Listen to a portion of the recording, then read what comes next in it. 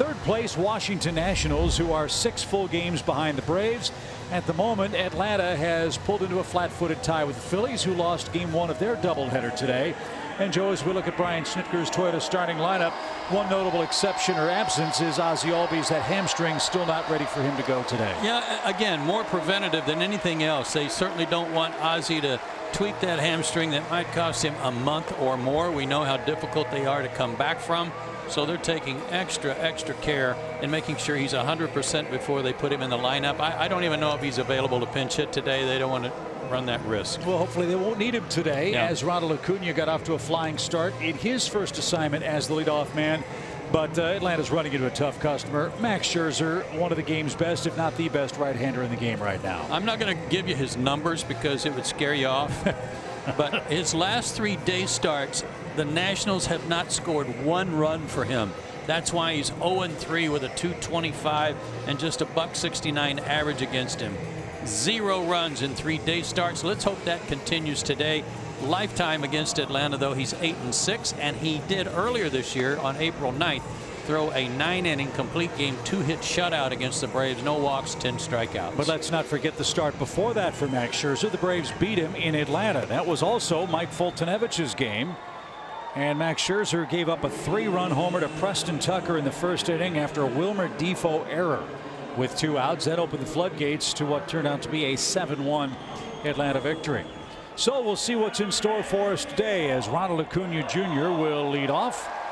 At long last, we are about to get started. A 2-hour rain delay. Skies clearing, looking like a beautiful late afternoon start here at Nationals Park. Ronald Acuna 3 for 4 out of the leadoff spot on Friday night, including a homer. And Scherzer's first of the day misses upstairs, says the home plate umpire C.B. Buckner today. What are the chances of this great pitching matchup and getting Buckner behind the plate? 1 hour and 55 minutes, the official rain delay this afternoon. As Acuna now a 1-ball 1-strike count. Acuna 260, 8 homers. And that's inside ball 2. One of the scouting reports we got on Max Scherzer from the Braves side is don't miss the fastball. If you get a good one to hit, jump on it. The Braves did that against Strasburg here Friday night. And so far the fastball's off target for Max. 3 balls and a strike. Charlie Culberson gets the start at second base for Ozzie Albies. Charlie did great work in a pinch Friday night.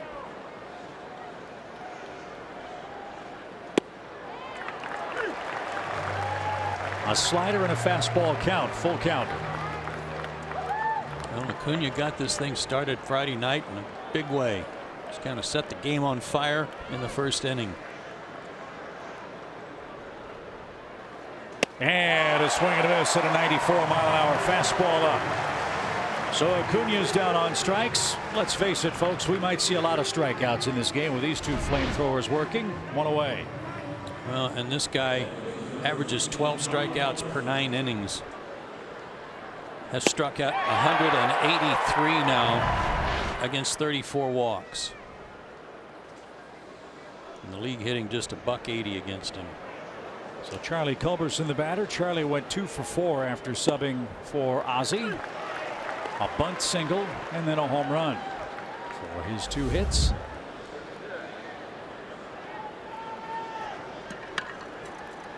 Charlie 1 for 4 in his career against Scherzer. And the 0-1 pitch is slapped toward right. That's going to get down in front of Eaton for a base hit. And Charlie Culberson keeps on keeping on. His 3rd hit of the series. And a 1-out knock brings Freddie Freeman to the plate. That was a pretty nice play by Eaton to get over there and prevent a double. Just fought it off. Fastball running in on him. Didn't hit it hard, but I thought with that opposite field spin it might go to the wall. Nice play by the right fielder. And the outfield is soaked. You can actually see where the tarp was covering portions of the outfield, bringing the infield dirt. It rained hard here for about 45-50 minutes. Steady rain for 2 hours. So here's Freddie. And a swing and a miss. Freddie drove in 3 runs in the opener. And a couple of hits himself. He's riding a 5-game hitting streak today.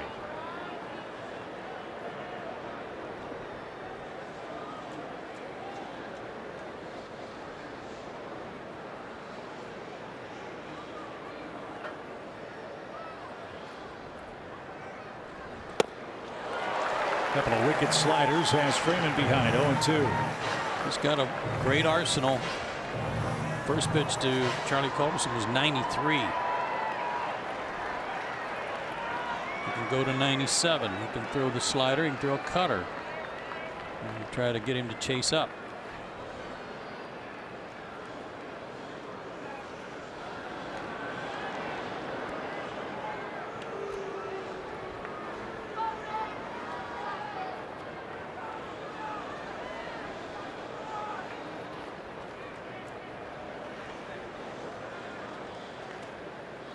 Pretty good lead by Charlie at first base with 1 out.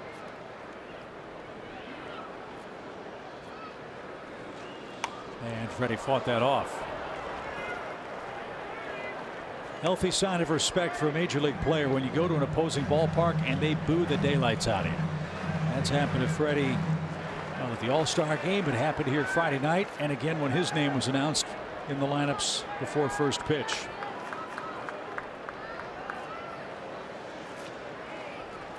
Freeman with 14 hits against the Nationals this year, looking for number 15 right here.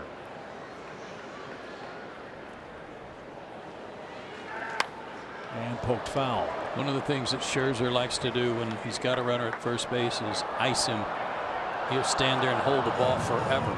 Kind of ices the hitter too. You might see some guys have to call time because he'll wait so long to deliver.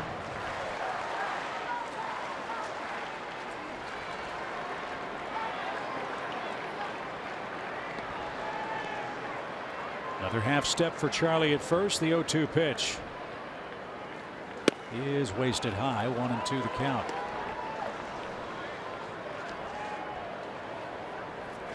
Those are Freddie's career numbers against Washington pitching. He's 14 for 40 this year with 8 RBIs and a homer.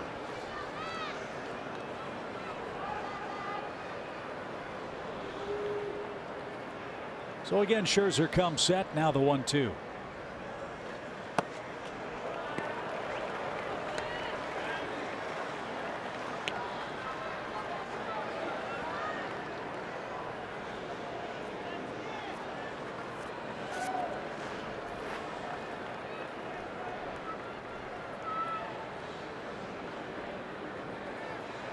Back foot slider perhaps. Or is he setting up away? He is away. And Freddie took it. So from 0-2 to a full count. Braves have been very aggressive in this series. They stole 4 bases on Friday night. Would you send Charlie here? Yeah, why not? Early in the game. Hoping Freddie can put it in play. 7 for 27 against Scherzer in his career with 2 homers. Charlie's 3 out of 4 in stolen bases. Even if Freddie makes an out, maybe Charlie can steal it and Nick can drive him in. So we're about to find out. Here comes the payoff. He's going, and Freeman spoils that pitch. So a great battle here in the first inning. Freeman's making Scherzer work overtime. He's seen everything Max has.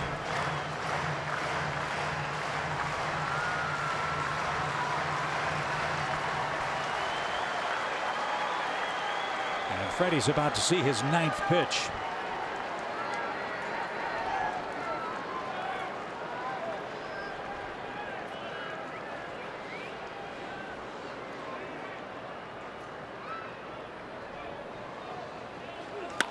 Fly ball center, but right at Bryce Harper, who barely had to move. So after 9 pitches, Freeman's retired for the 2nd out. Charlie's back to first. And Scherzer not out of the woods yet. For Nick Markakis is up, and he's got a 9-game hitting streak. He had a good night here Friday night. A sacrifice fly to go with his base hit. Up to 62 RBIs, second on the team to Freddie's 64. Braves wailed away against Steven Strasburg, who gave up 6 runs. He's not wearing shades to hide a black eye or anything, is he? Not that I'm aware of. That would be news. As he and Scherzer got into it after Strasburg came out of the game. So 1 ball, no strikes for Markakis. Not a whole lot has been said about that interaction Friday night, but it was a lot more heated than people were led to believe.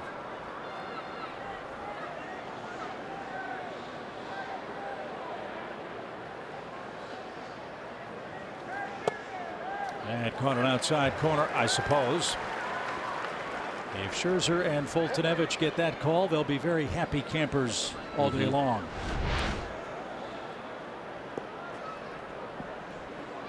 That's a brutal call. First. 1 ball, 1 strike.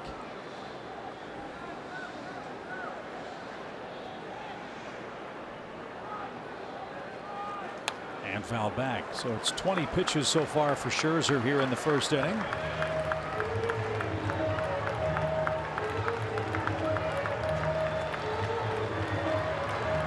And something got loose on the warning track in right field. Eaton's getting yelled at by his Nationals mates in the bullpen.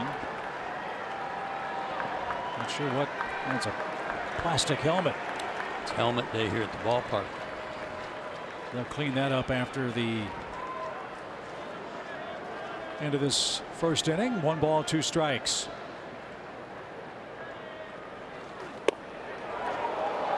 That one too far outside to be called a strike. It's even. Yeah, you're right about the Scherzer Strasburg thing. It was, shall we say, very physical. Not that punches were thrown or anything, but you could see a whole lot of pointing, fingers in faces. 2 big men getting after it. Chest to chest, nose to nose. Dave Martinez said they met for 20 minutes in his office after the game on Friday and that everything's copacetic. We'll see if that holds true the rest of the way. The 2-2 pitch. And fought off. And still alive is Markakis. Good spoiled pitch there by Nick. The odd part to me was that he was jogging off. He just got lit up. I mean, nothing there. I mean, Scherzer just tapped him on the shoulder and said, hey. And then Strasburg said something.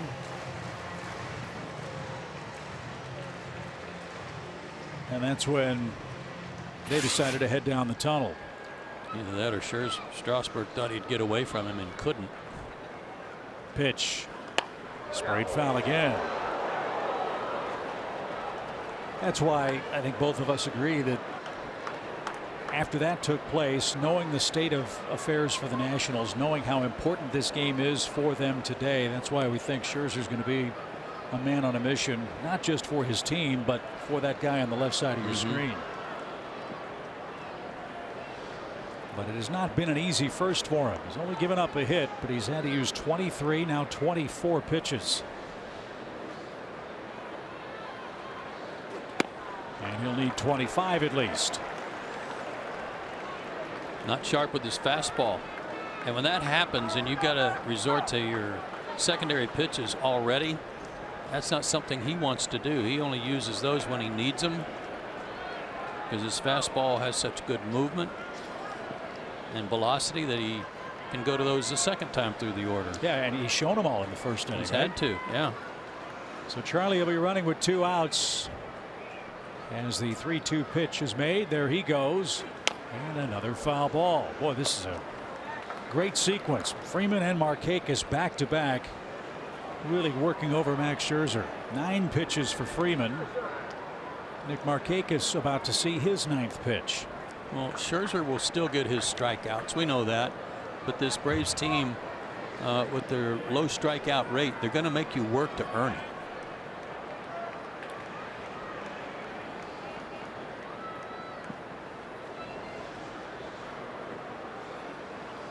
So here we go again. 3 balls, 2 strikes. Broken bat pop. And right to Murphy at second, and he's got it. Very long inning for Max Scherzer. 26 pitches. He allows a hit, nothing else. Mike Fultonevich, the stage is yours.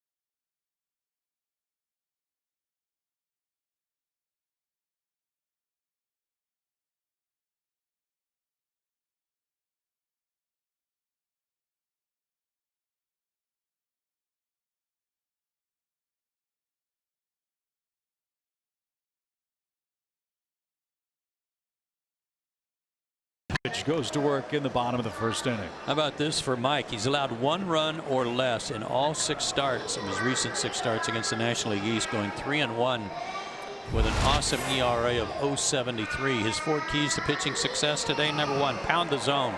Make them adjust to you with that fastball, and eating and dealing. Keep Adam eating off the bases and then do some dealing, but try to keep him off the sacks and setting up the guys in the middle of their order. And Eaton's got a hit in 5 of his last 7 games. Didn't have one on Friday where he went 0 for 3. And the first for Mike missed badly. 1 ball, no strikes. It's been a while since Mike has started a regular major league game for the Braves. He did, however, pitch on this mound in the All-Star game. So how does a starting pitcher, Joe, treat that kind of, shall we say, scheduling inconsistency? I would guess that it probably kept him sharp getting that work in here on Tuesday. But you're right, he hasn't started a game since the 11th of July against Toronto at home. Eaton fought that off and is behind, a ball and 2 strikes. And Mike was cruising along in that game against the Blue Jays, you'll recall. 6 2/3 innings, gave up 5 runs. Got 2 quick outs in the 7th inning. Then Toronto put together 4 hits, capped by a grand slam, which accounted for what looks to be kind of a so-so, if not poor, line. Yeah, it doesn't look like much, but he pitched great leading up to that. And that was the 2nd straight start where he gave up 5 runs in an inning. So that's another key today, is avoid that big inning. Glove waggle, sign approved, and the pitch is bounced right by the Nationals dugout. Foul will do it again. 2 balls, 2 strikes. Nationals are 11th in average, 10th in runs scored. They have a +27 run differential, a far cry from 2017 when they won 97 games and finished 20 games ahead of the Marlins in the East. It has been a struggle from day one here in Washington. A lot of that has to do with injuries. A lot of that also has to do with some underperformance and a much improved division in 2018. Eaton walked twice here Friday night. And he's going to single to start the first inning. So he turns around a 98-mile-an-hour fastball, and Mike immediately to the stretch with Trey Turner coming up. Hit his best pitch. That's okay. Again, make them get after you because they know what you've got. And it's a great challenge for the Washington hitters, knowing they've got to catch up to 98. Trey Turner went 1 for 4 on Friday. He hit his 12th homer in that game and pops the first one up into foul ground. Freddie takes a peek and leans over the railing and makes the play for the first out.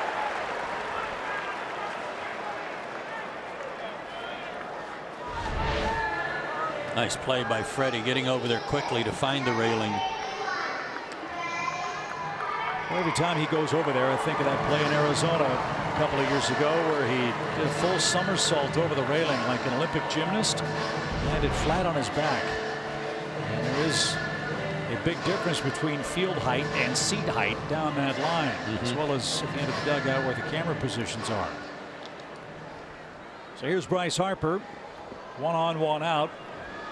Harper batting .215 for the year.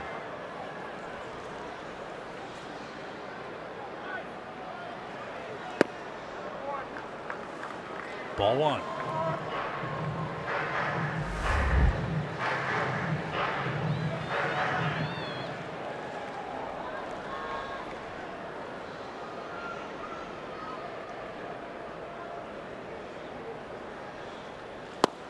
Maybe the most unbelievable stat about Bryce Harper is the one that we talked about on Friday night. Entering today's play, Harper struck out 104 times. He struck out 99 times all last season in 420 at bats. I'm sure it's the shifts problem. Good point. The Braves don't use an unfair shift against him here in the first inning, as that one's into the upper deck foul. 1 ball, 2 strikes. That's it off the light standard.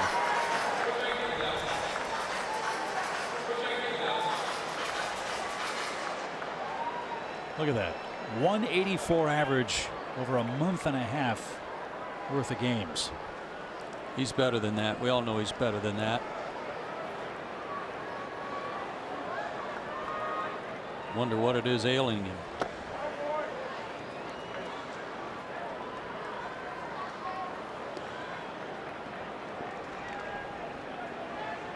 Struck out a couple of times the other night. Took a couple of called third strikes on fastballs away. And maybe there was a backdoor slider mixed in there too from Anibal Sanchez, but there were good pitches made away from him. Eaton leads the pitch. It is fouled away. Eaton coming back from knee problems, ankle surgery. When he's right, he's a threat to steal bases. He's only attempted 4 so far this year. He's not running well. He's No. an odd choice to lead off, but his on base percentage is extremely high. .393 coming in. Half step more on his lead, slide step, and pitch missed high, and Harper has a full count. Anthony Rendon is next. At first, a 3-2 pitch coming for Bryce Harper.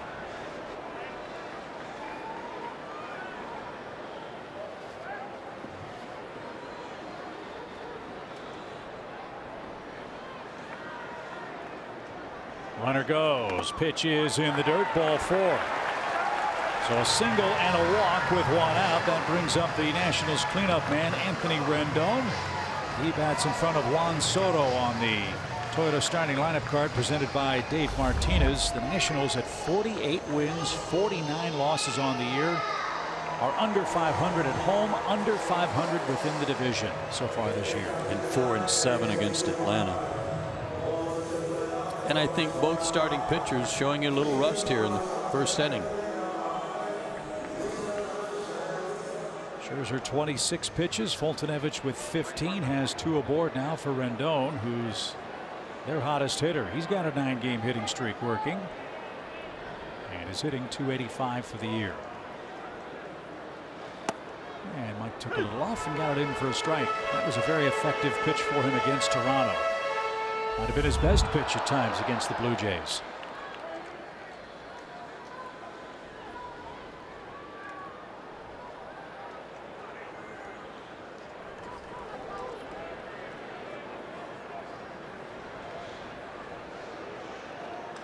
Inside the bag, down the right field line. That's a fair ball. It's going to score at least 1. Harper on his way to third. He sheds the helmet. Relay throw from Culberson is going to be late. And all the way around to third is Rendon. Washington leads 2-0.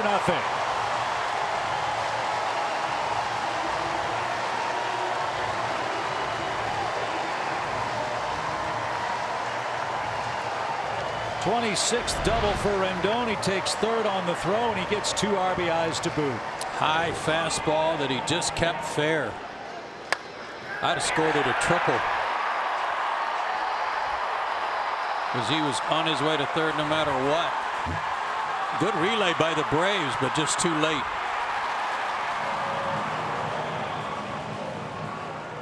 Well, we'll see if it is a triple or a double. Either way, it's an extra base hit. And the Atlanta infield comes in, trailing Scherzer now 2-0 in the first inning, and Juan Soto the batter. Talked about this in our visit on the Braves Live about how you don't want to give Scherzer room to work, let him get in a groove early in the ball game, and already he's snapped that streak that his teammates have of no runs of support in day games. Little ground ball. Freeman's going to come home. Can't come home. The throw instead to first. Oh, look at Freddie. Can't believe it. He had Rendon. If he could get a clean handle, he couldn't, and it's 3-0.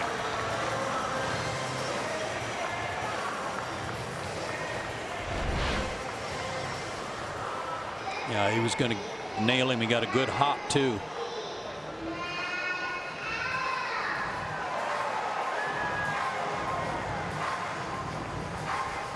So gives Soto his 31st RBI. And now Matt Adams, our old pal, the Nationals first baseman, digs in. Adams hit another homer here on Friday night. And up and away, ball 1. 3 runs on 2 hits for Washington in the first inning. Mike about to make his 21st pitch.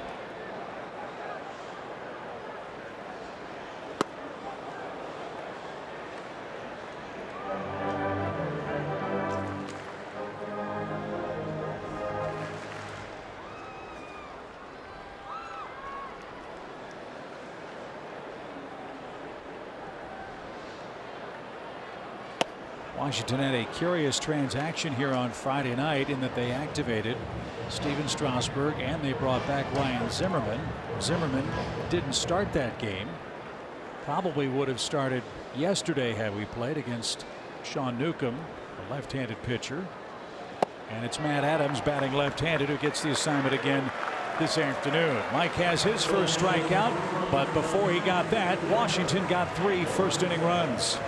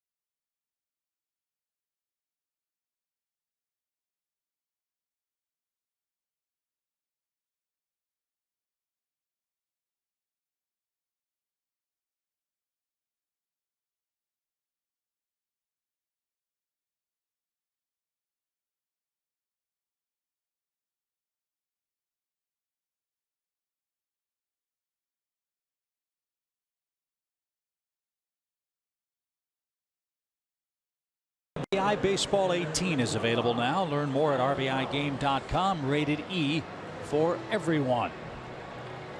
So you don't envy the Braves offense now. They trail Max Scherzer with 12 victories on the year, 3-0 after 1 inning here at Nats Park. Yeah, they kind of turned the trick on the Braves that Atlanta did Friday night by jumping out early and hanging on to the lead. So this is where we take a page out of the Paul Bird book. I'll explain after the first pitch to. It's a thick book. It's a very thick book. Tyler Flowers. A little crossfire action in for a strike. Paul says all the time, what's the best way to eat an elephant? One bite at a time. That's what Atlanta will try to do. And peck away at Mr. Scherzer here. Did I get that right, Paul? You got it right, Chip. I was a little nervous when you said you were going to the Paul Bird book. It is very thick. There was a lot of choices, but that was the most appropriate. Well done. Flowers, Camargo, and Inciarte coming up. Tyler at 237 on the year. And off the plate. Is it tough, Paul, after this kind of layoff? I mean, as we mentioned for Fulte, 11 days. Both he and Scherzer, though, pitched on Tuesday. It can be, especially when you're on a roll, you know, coming in or pitching well, and you get that little break. You may not want that. Dribbler hit toward Rendon, who gloves and guns across the diamond, 1 out.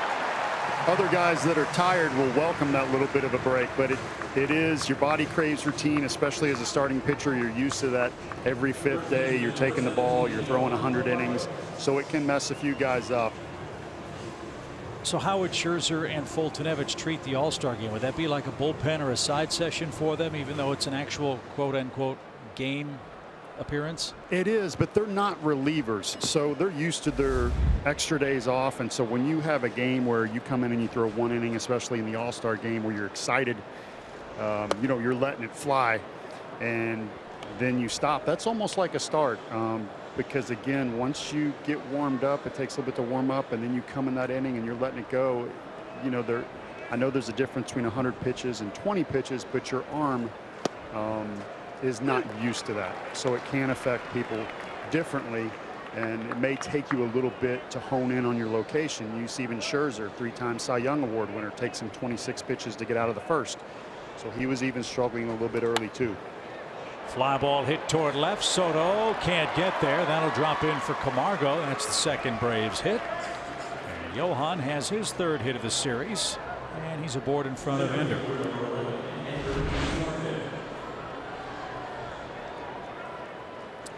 Did it a little bit like Charlie Culberson, only in reverse.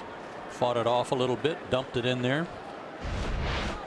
Got some fancy new socks. He had those on Friday night.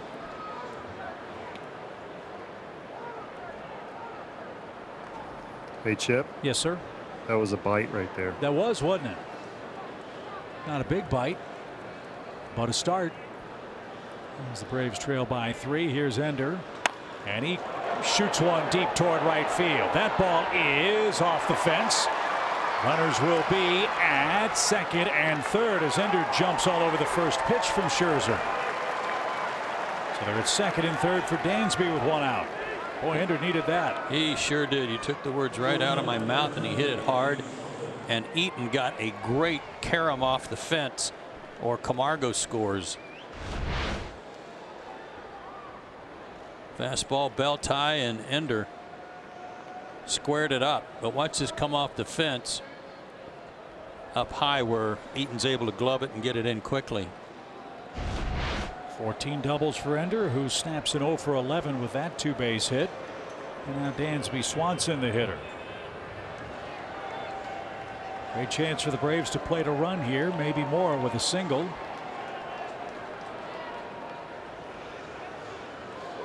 And a swing and a miss. Dansby's hit a couple of home runs against the Nationals, 2 of his 7, as a matter of fact, and was 0 for 3 on Friday.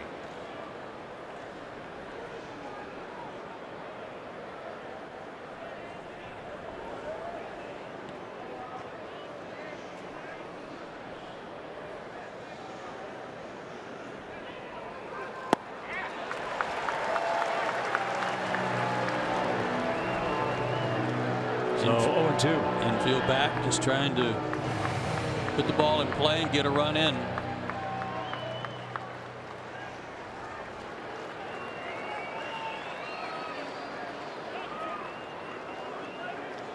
Right before the break, this at times was a problem area for the Braves. Productive outs even. See if Dansby can rally from 2 strikes and bring home Camargo here.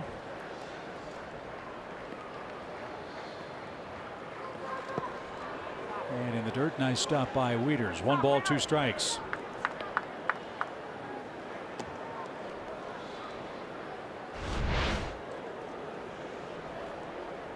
Nicely done there.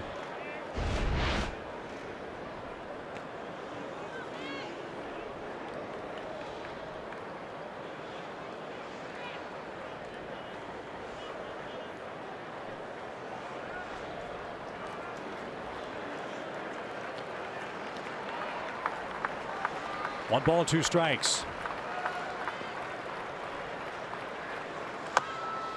That's dribbling down the third base line, but will stay foul.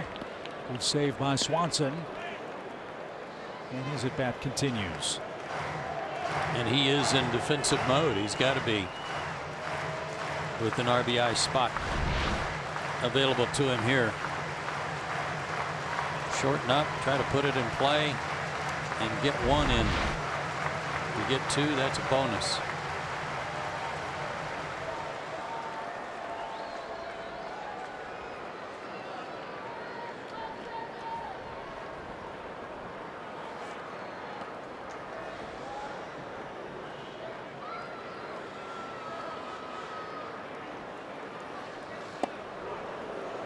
Two and 2.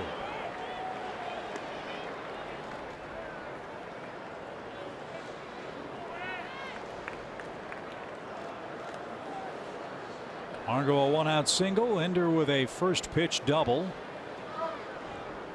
And Dansby's battled back to a 2-2 count. Maybe he can guide one down the first base line like Rendon did.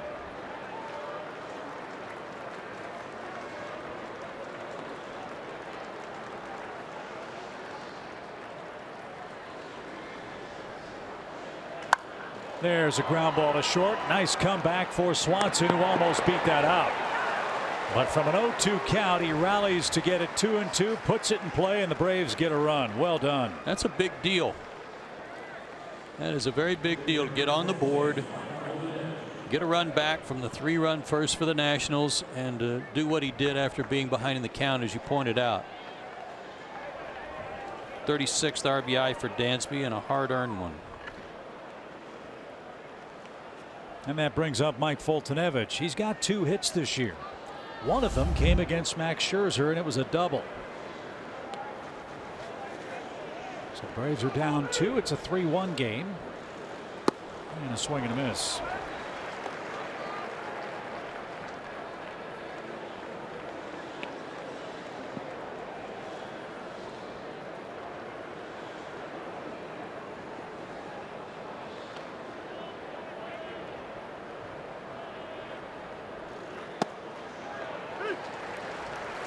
Perfect pitch.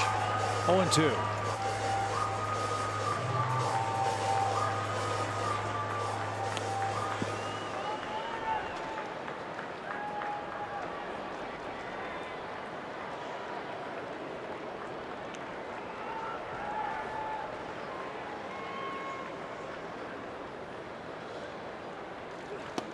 And that's the inning. But Atlanta cashes in a single by Johan Camargo on a Dansby Swanson ground out. After 1.5, it's a 3-1 game.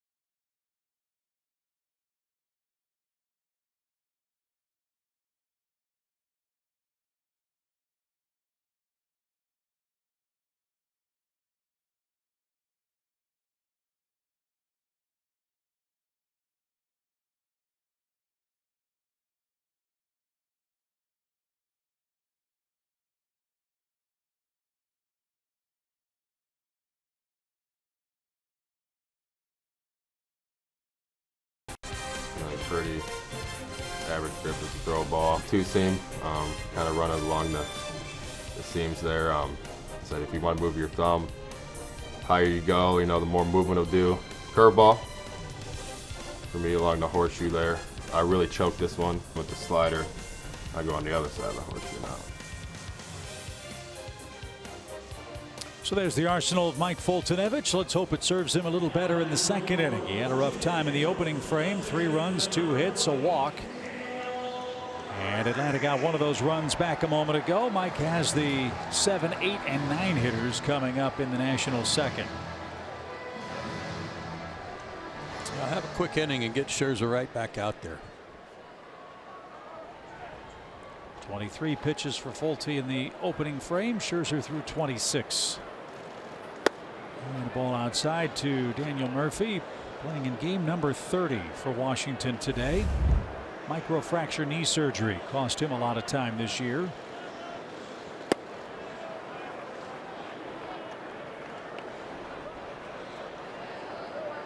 Murphy has 10 hits in his last 22 at bats.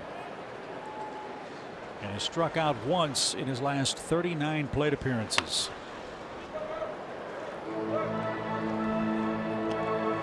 And on that play for Rendon, we wondered whether it'd be a double or a triple. They have now officially scored that, a 2-run triple, his first 3-base hit of the year. 2 balls and a strike. Right there. Murphy took it, 2-2.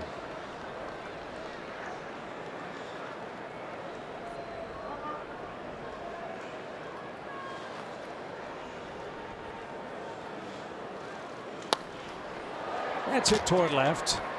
And Acuna is under it and has it. Murphy's retired quickly, 1 out. Here's Wieters. Wieters has only played in 29 games entering action today. That's the one thing about Washington. Are they ever going to get healthy enough to make a charge? They got Strasburg back. They've got Eaton back. Wieters is coming back. Still haven't seen Zimmerman yet. You know, I think you hit on a good point Friday night, Chip. Hard as that is to believe. You were talking about.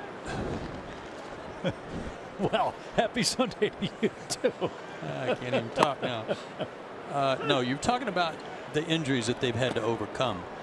And they're not young pups anymore. These guys, it takes them a little longer to recoup from some of these injuries, Matt Wieters included. And I'm not even really talking about Daniel Murphy's surgery. I'm talking about the other aches and pains, obliques, hammies, all that kind of stuff. We saw how Ronald Acuna somehow avoided a season-ending injury on what was really ugly in Boston, able to come back. These guys are not, they're not young pups, and it takes them a while to bounce back. Any more injuries like that to these guys and they can kiss this season goodbye. And they don't have the easiest of ways into postseason play this year. They've got a tough schedule in the second half. As that one's fouled away. After this game, the Nationals head to Milwaukee. They've got to play the Brewers, who right now aren't playing nearly as well as they were when the Braves saw them, but still a formidable club in their park. Then they go to Miami for a long series. But they've got to play the Reds, the Cubs, the Cardinals. They've got 9 games left with the Phillies. And again, with all the injuries that they've had and their starting pitching somewhat in a state of flux, even with Scherzer pitching right now, if Washington is within a game or 2 of a playoff spot on the final weekend of the year, they finish the season in Colorado at Coors Field. I can't think of a worse place to try to fight for a playoff spot in that crazy atmosphere with that offense in that park. Popped up. Charlie drifts out. Markakis comes charging in and has plenty of room. 2 outs. Good off-speed pitch there from Mike. And don't take this guy lightly. Scherzer's a good hitter. Beat the Braves June 2nd, 14-inning game. Remember, Scherzer had a pinch hit, scored a run. He's hitting .256 for the year. 11 hits.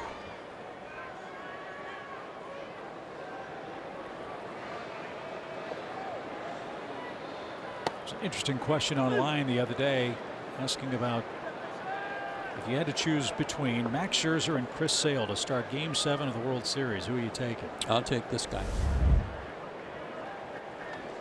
I had to think about it. Hard to argue, isn't it? Yeah. No, I'll take this guy. No disrespect to the left-hander. He's darn good, too. Up the middle, and another hit for Scherzer. This one on an 0-2 pitch. He's now 2 for 5 off Mike Foltynewicz.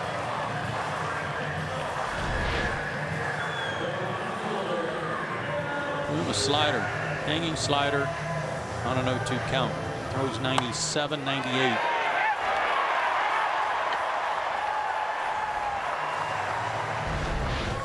That's a head scratcher.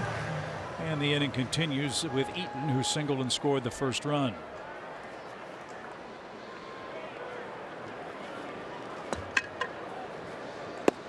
And a strike.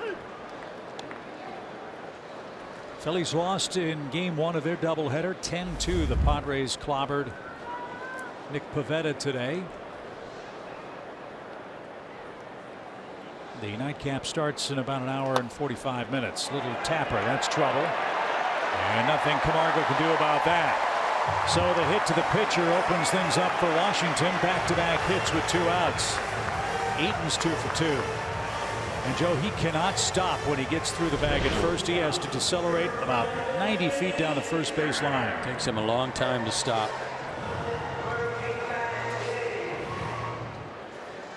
That's the frustrating part about the base hit to the pitcher was the pitch. Now, I know he didn't execute what he wanted to do, but why give him a chance to speed up his bat on a slider?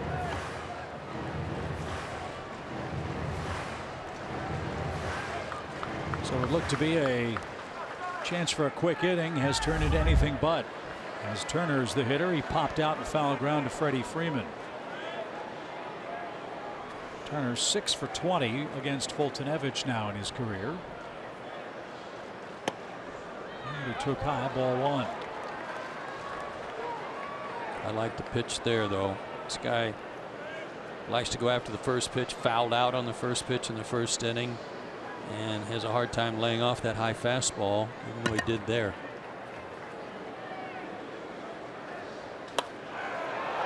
Toward left center. And Acuna will move to his left and make the play, and that retires the side. Scherzer and Eaton have 2 out hits, but they're left stranded. Top of the Braves order coming up, down 2.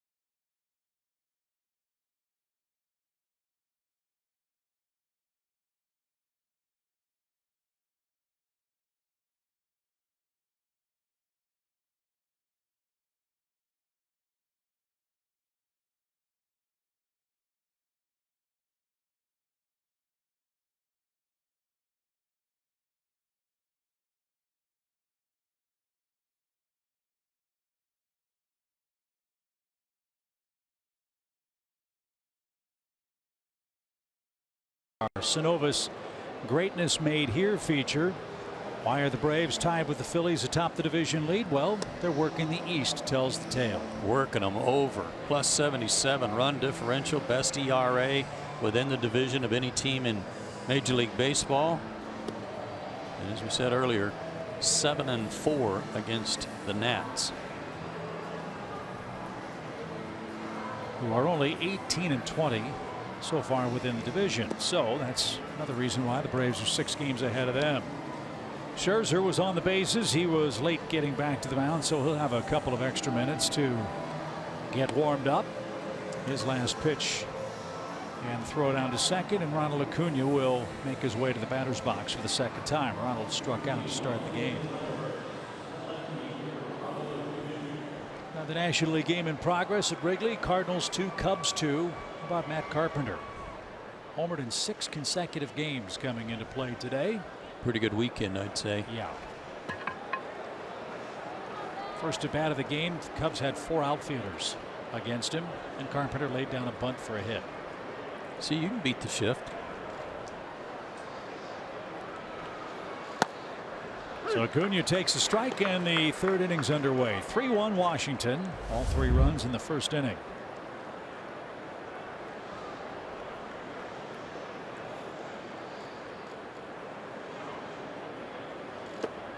I'm told that Ronald Acuna is the youngest player in the modern era of Major League Baseball to have a homer and 2 stolen bases in the same game, which is what he did on Friday here. No kidding.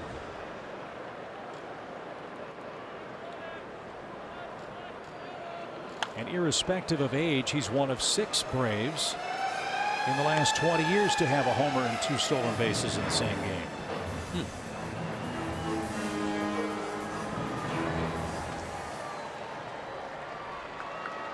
How about Andrews, one of those?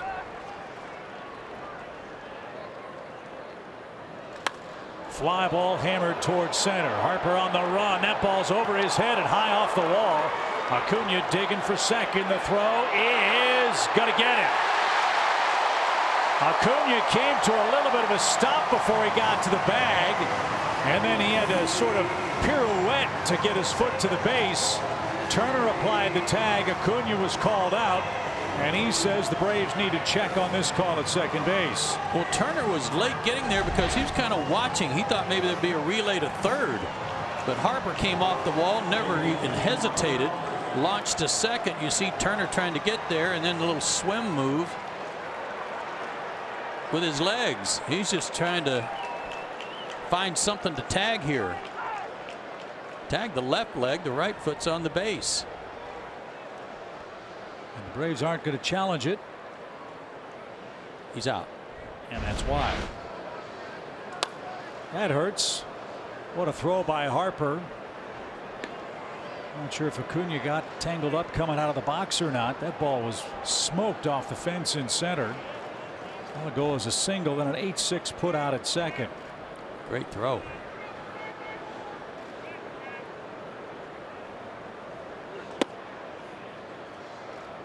The Braves have 4 hits, but only 1 run so far. A ball and a strike to Culberson, who got the first Braves safety in the opening inning.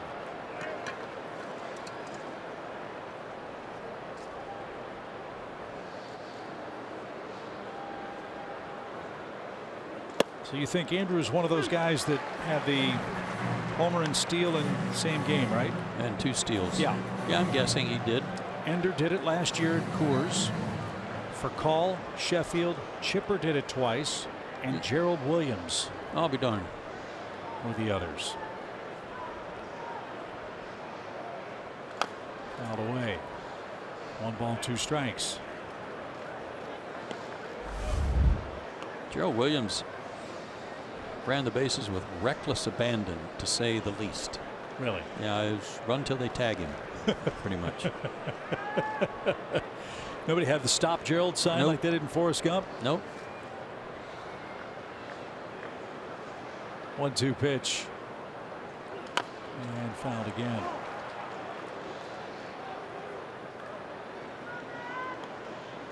Pirates won again today. They clobbered Matt Harvey and the Reds. That one, I think, 9-2. And 9 in a row for the Pirates.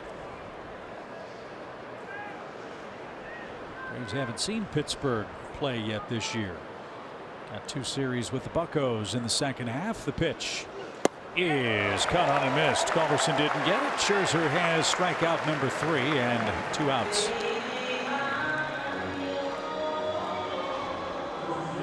Ran that one in on Charlie a little more than they were able to in the first inning. 9-pitch at bat for Freddie in the first inning before he flied out to Bryce Harper.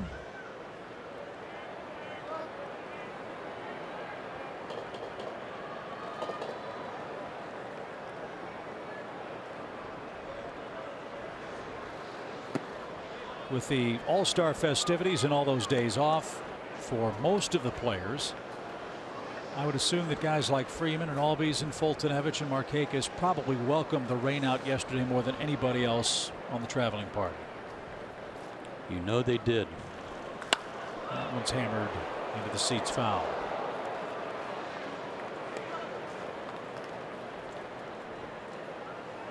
No doubleheader today in Washington. Teams don't like to schedule getaway day doubleheaders unless absolutely necessary. In the case of the Phillies and Padres, San Diego makes one visit to Citizens Bank. They have to play 2 today. The other complication is the Sunday night game has exclusivity, and teams don't want to lose the local broadcasts either.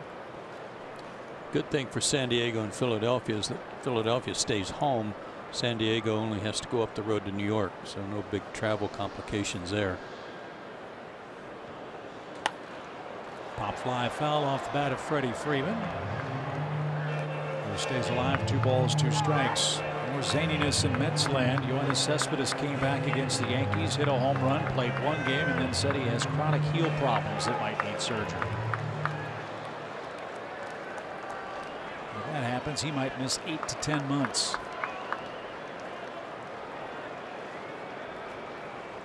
The 2-2. Freddie didn't chase. Another deep count for the Braves first baseman.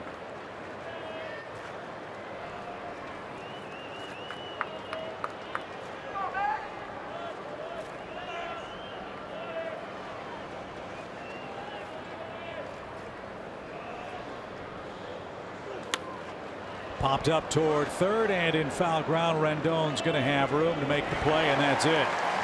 So Acuna thrown out, trying to stretch a single into a double. Great throw by Bryce Harper, ends an Atlanta threat. Still 3-1 Nats.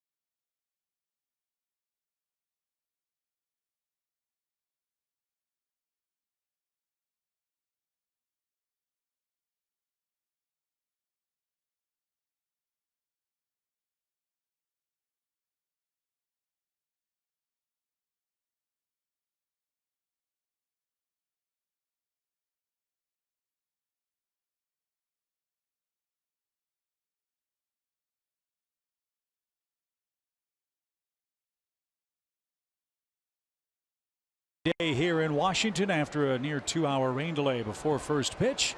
Bright sunny skies overhead. Let's hope that's a good omen for Fultonevich the rest of the way. He trails 3-1 and has Bryce Harper, Anthony Rendon, and Juan Soto coming up. Yeah, threw that one right down the middle for ball 1. Well, it sounded like a ball.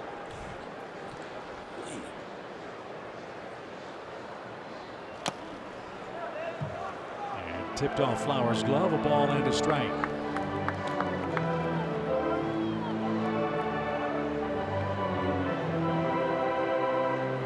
Harper walked in, scored ahead of Rendon's triple in the first inning.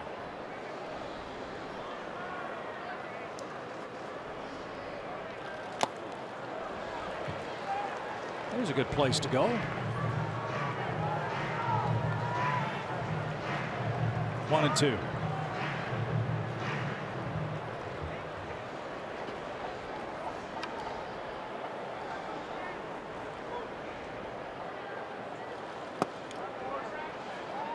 Crazy 2018 schedule rears its head again for the Braves. After the 2-game set down in Miami, the Atlanta club hosts LA and the Marlins. Then we go to New York and come right back here to Washington. So we're back here in 2 weeks. And strike 3 called. That was a strike in the first inning. And now Harper grumbles about that, and the complaining has begun early against C.B. Buckner. 1 out. And Harper's right. Just because he called it a strike in the first inning doesn't make it a strike here either. What did your mom say to you? 2 wrongs don't make a right. I don't know how it's beyond belief how the league allows that to continue. Why he's still in the league. Makes more mistakes than any umpire I've ever seen in my life behind the plate. And yet here he is umpiring the best matchup in baseball today. Rendon turned on that fastball. You're right, Bryce. So Foltynewicz 2 strikeouts. Scherzer has 3. And Rendon with a 2-run triple digs back in. 10-game hitting streak for him. And now 47 runs batted in.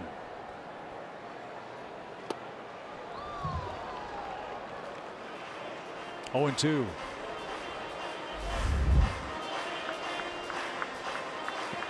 Had a giant crowd here on Friday. It was announced as a sellout, 41,000 plus. We were told this entire weekend was to be sold out. Bad weather probably kept a few fans at home today, and that's too bad for Scherzer and Foltynewicz.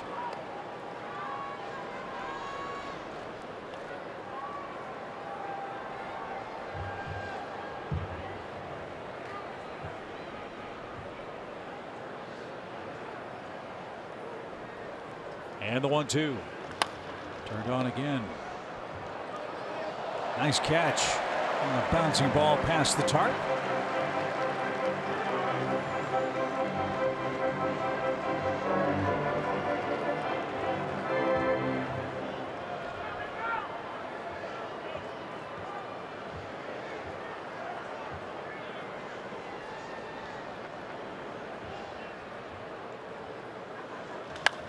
To short. Sunday hop. 2 outs. 3 up, 3 down for Foltynewicz, dating back to the end of the second inning. Now Soto the batter. Little dribbler. Might turn out to be a very big play in this game. Freddie couldn't get the ball out of his glove. He had a play at the plate to get Rendon. That would have cut off the third Nationals run. Exactly right.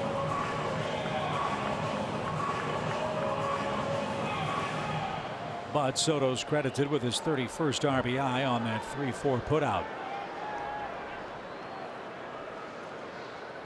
Another note, as that one is going to roll foul. Soto hit a homer on Friday. Acuna hit a homer on Friday. It's the first time in the major leagues that 2 sub 21-year-old players homered in the same game since May 19th, 1887. The Indiana Hoosiers and the New York Giants were the teams that played. Wow, that's really incredible. A man by the name of Egyptian Healy hit a home run for the Hoosiers, and Silent Mike Tiernan hit one for New York. Tiernan led the National League in homers in 2 seasons, in 1890 and 1891. He hit 13 and 16 homers in those 2 years. And they may not have had fences. Right. And Mr. Healy was named Egyptian Healy because he was born in Cairo, Illinois. And after his playing days became a policeman before passing away in St. Louis. Think about that. 1887, the last time we saw what Soto and Acuna did here in the opener. And ball 4 with 2 outs. The 2 out base runners are plaguing him as much as anything. That's what happened to him in his last start. Big inning, saw him give up 5 runs in the game against Toronto. And some 2 out trouble again today. So that prolongs the inning for Adams, who struck out his first time up. Tell you what, Washington may be 48 and 49. They might be about 35 and 54 if it wasn't for Reynolds and Adams filling in at first base. Matt has done an excellent job in what's been a first base platoon.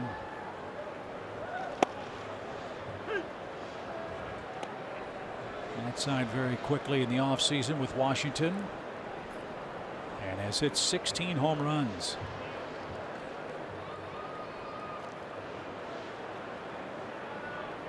No balls and a strike.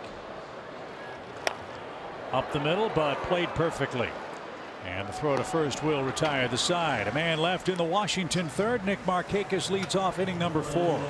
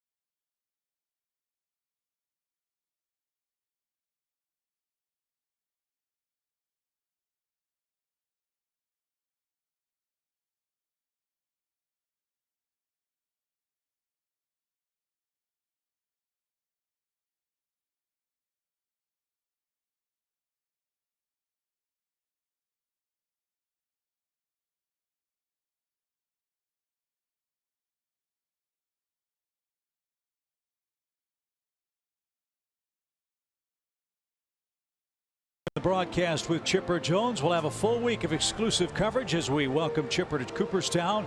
It starts tomorrow during Braves Live pregame with my one-on-one with Chipper in his home. The 3-part series will continue Tuesday and Thursday during Braves Live, and it all leads up to the main event. Don't miss full coverage of Chipper Jones' induction during the Braves-Dodgers series next weekend. Cooperstown coverage on Fox Sports South was presented by Mizuno. You had a good time with that, didn't you? It was great. He was so gracious and generous with his time, and our thanks to the great Fox Sports crew for setting all that up in Chipper's trophy room at his house, and a special thanks to Chipper's wife Taylor, who let us invade their space for about 4 hours the other day. Chipper didn't even make you a sandwich, though, right? Nothing. Yeah. Gave us some water. Well, room temperature. A ham and cheese sandwich would have been all right. Perfect. As Nick Markakis leads off the 4th and takes a strike. Best shot was seeing Chipper at his desk in his house writing his speech. Yeah, that was cool. Best part was, welcome to the club, Chipper. How do you like them readers? Yeah.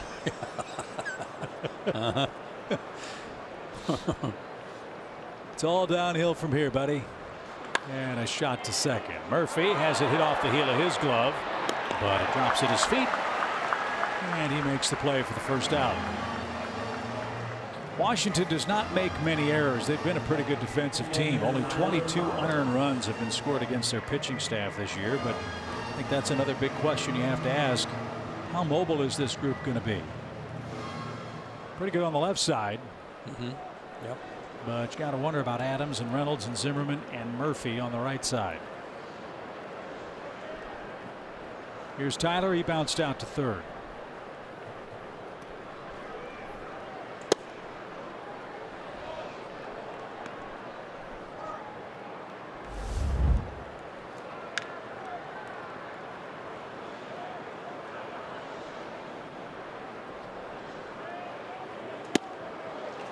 Different arm action. He'll drop down on you as he did there to Tyler.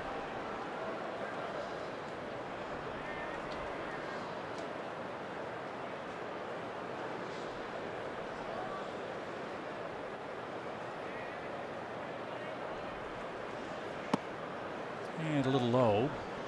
2 balls and a strike.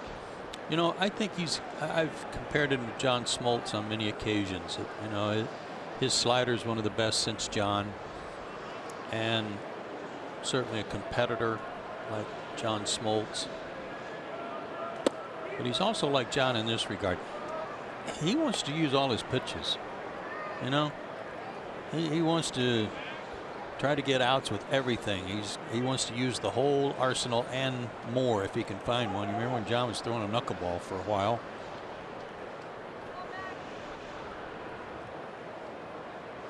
Why not? They're all plus pitches. Although, see, and I don't get it with a guy with this ability. He gets ahead of Tyler right away, and then he just starts going through the assortment instead of trying to get the out. I'll ask you this, and I'm asking this completely and totally respectfully, not only of Max Scherzer but of John Smoltz. Their stuff seems to be so good. Do you wonder if they get bored? Could be, but his work lately, as great as it is, and getting to start the All-Star game and everything, it hasn't been. He hasn't gotten the results that he needs for his team. Yeah, there was a stretch where they lost 4 of his 5 starts. Yes, and that sort of coincided with this real dry spell that they suffered through. Yeah, they need results today, especially. Yeah, 2-game swing for Washington right now. They're 6 games behind the Braves. They win this one, they'll be 5 back in Atlanta. As the 0-1 pitch to Camargo's coming. Johan picked up a base hit and scored the lone Atlanta run. 1 ball, 1 strike. Braves are 7-4 against the Nationals. Atlanta's trip continues in Miami. Washington heads to Milwaukee for a date with the Brewers.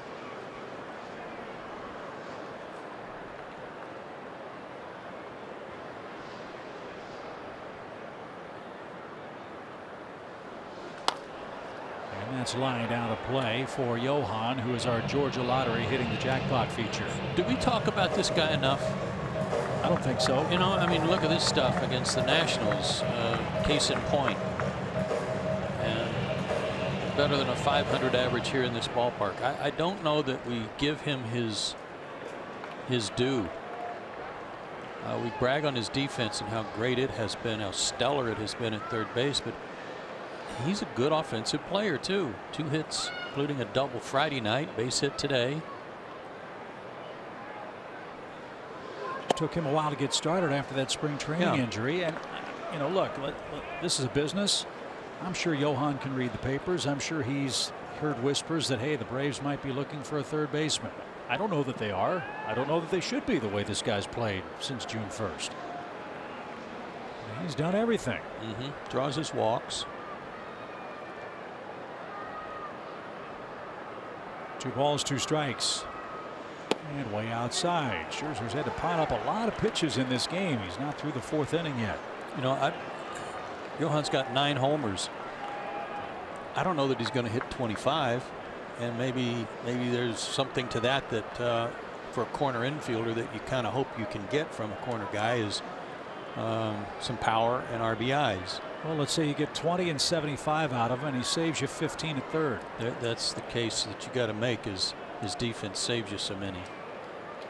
3-2 pitch. Flowers the runner at first, and the pitch is caught on a miss. Scherzer took a little off. Johan asks if it was a strike, and apparently it was. 4 strikeouts for Scherzer, 2 outs. That looked like the same pitch he threw him in the first pitch of the sequence, where he kind of went out and looked at it but didn't swing. This time he swung. CB says it was a strike. Wasn't anywhere near a strike. Ender swung at the first pitch and doubled back in the second. And snapped an 0 for 11 for the Braves center fielder. His 6th hit against the Nationals this year. And Scherzer was going to see if he was going to chase. He didn't that time. Ball 1. Yeah, you said he needed that. He really did. Getting off this 1 for 25 slide he had been on. And get him going, hopefully.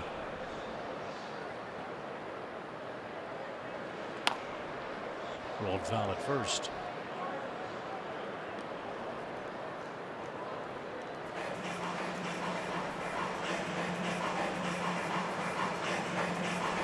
Marlins had a lead in Tampa Bay, but they let it slip away. The Rays came back and won 6-4. It came down at Tropicana Field. Miami was looking for their 5th straight win, I think, today. It didn't happen. Atlanta runs into Jose Urena tomorrow night. Sean Newcomb will pitch for the Braves. 1-1. He is stroked into center field. There's a base hit. It's shallowly hit. Flowers will make the turn at second. Harper won't have a throw, and they're at the corners with 2 outs.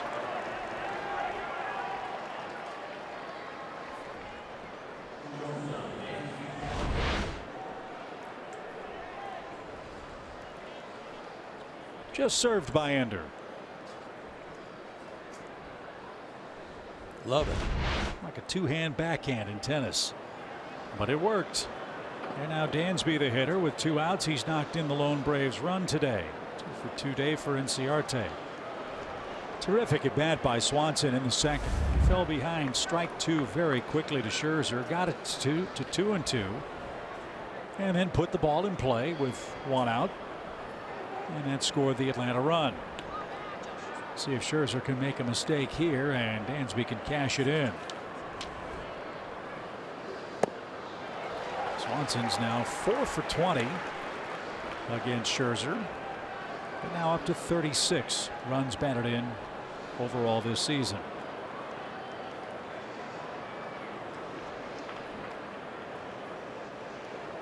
Love to see Dansby reach for a couple of reasons. Might bring home a run, and it would get Fultonevich cleared here in the 4th. Yeah, both would be bonuses.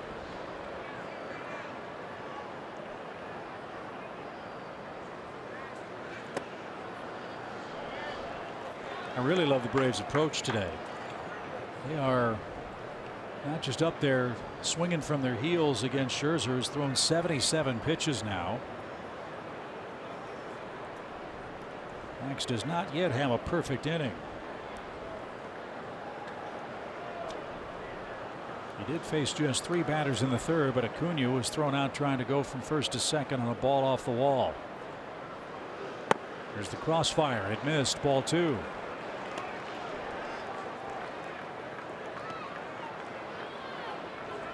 I loved his at bat the first time up, and he saw a bunch of pitches.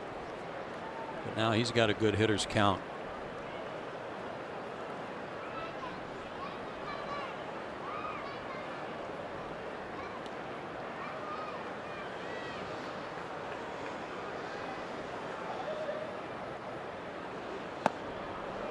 Taken low. Ball 3. When he misses, he doesn't miss by much, which also I would assume makes him so tough. Exactly, and good opportunity here if you want to just think about middle away or even an inside out approach. With all that room on the right side, you've got a strike to play with to think about going the other way.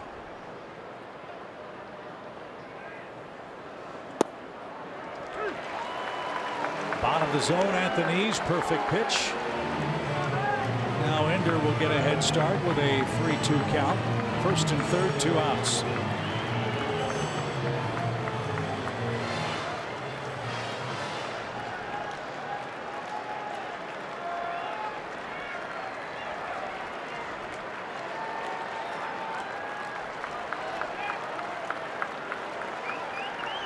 Shook off the slider, coming with a fastball.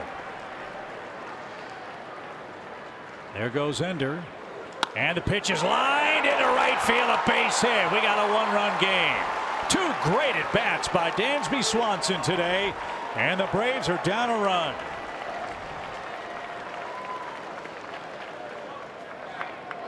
Two big league at-bats. Started with that walk after he got ahead of Flowers and still put him on. And a fastball had center of the plate. Dansby had it covered. Nice job. Both RBIs belong to him today. So another bite out of that proverbial elephant makes it a one-run game. 3-2 score. Atlanta will clear Fultonevich here. And if Scherzer somehow fires one in the dirt, Atlanta has a fast runner at third base. Dansby takes off. And the pitch called a strike. He'll get second base. Steal number 5 for the Braves shortstop.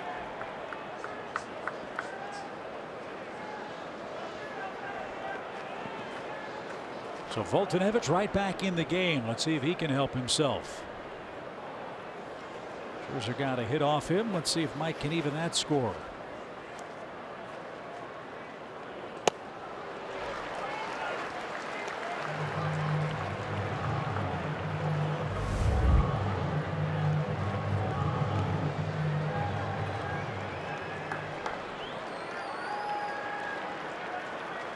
Think Scherzer will throw him an 0-2 slider? I wouldn't think so. Not until Mike catches up to the fastball, and so far he hasn't. Yeah, he got a piece of that one. Might throw one now. Yeah.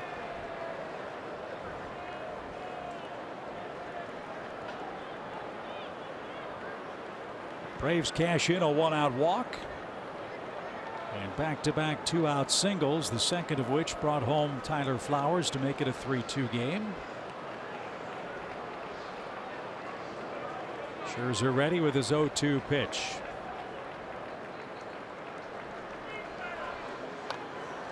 What a hang. It was a breaking ball, and it was a slider.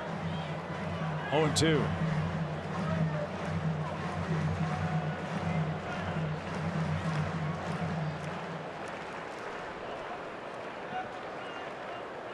There are some who say that Mike Fultonevich is the younger version of Max Scherzer when he was a flamethrower in Arizona and his early days in Detroit.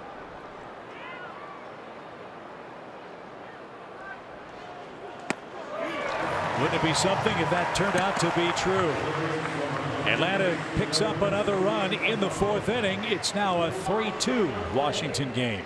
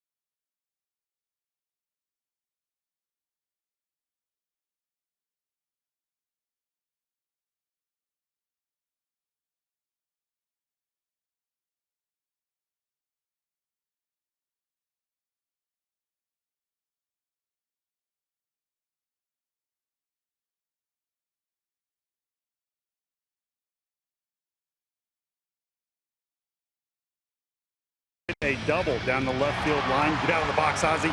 You see him turn it on right here. He's going to round second base, and he's going to reach down and feel that right hamstring a little bit right there. He would later steal third base and score home. He joined Trevor Story in the National League as the only players that had 20 home runs and at least 10 steals. Congratulations. Now, He had to come out of the game. He did not pull his hamstring. He did not tear his hamstring. It was just a little tight. So in a precautionary move, Braves manager Brian Snitker said he was going to give him some rest until he felt a little better. So Culberson comes in.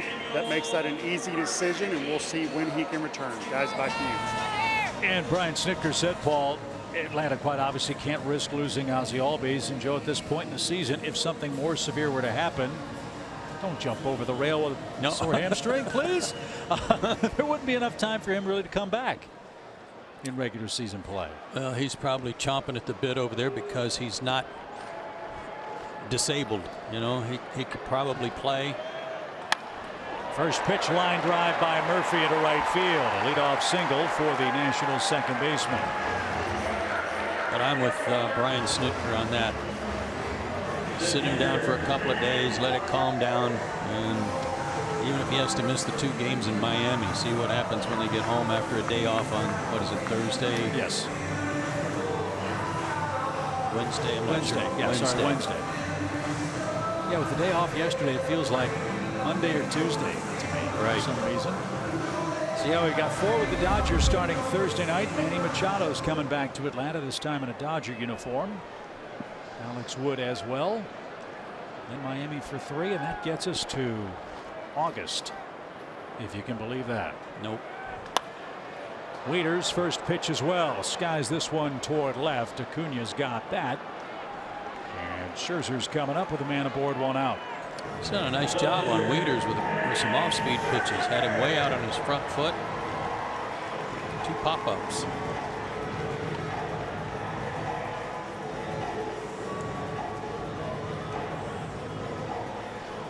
Again, get Scherzer to put it in play again, but at somebody, get a double play and get him back out on the mound.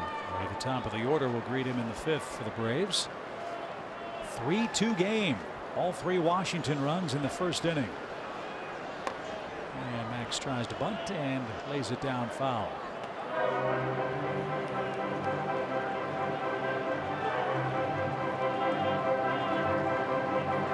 Cubs lead the Cardinals 4-2, 8th inning. Arizona 1-0 at home over Colorado. Colorado's on a run. They've won 7 straight. And they're leading Zach Greinke. Facing Zach Greinke, I beg your pardon. Greinke was real good in Atlanta right before the break, as you'd expect. 7 2/3 of shutout ball against the Braves. He picked up his 10th win in that game. 1 ball, 1 strike, and instead to first. I don't think they've got to worry about Murphy running.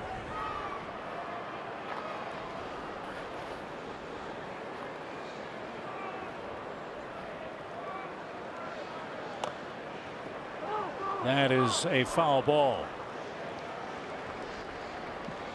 That would have been sweet. Flowers pounced on it quickly, but C.B. Buckner said it was foul behind Pentagon. 1 ball, 2 strikes. I mean, not that Pentagon, the one.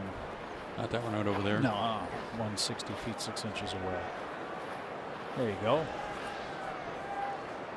Scherzer's going to bunt again with 2 strikes, it appears.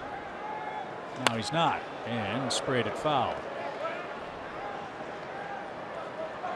I'll protect you, all right?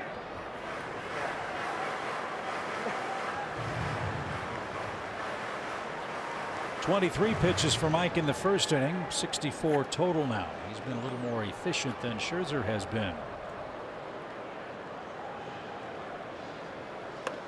And bunted foul, and Mac's not happy about that. Strikeout number 3 for Fultonevich. Murphy back to first with 2 outs. That was almost like he was doing that on his own, trying to trick the Braves with 2 strikes and squared around too late. He'll go down in the tunnel and talk to the walls. That's where I guess today's players are glad they don't have the real big aluminum trash cans like they used to have. Right. Make a lot of noise when you swing the bat in frustration. Out of sight of the cameras. Here's Eaton, 2 for 2 as he with a run scored. And he's been aggressive early in the count. Fouled that one back. Strike 1. Tupperware's changed the game a lot.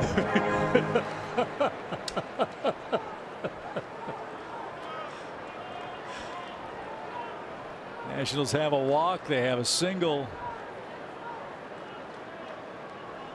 with 2 outs in this game. Let's see if Mike can make short work of their leadoff man. He should if this one's caught on the left side.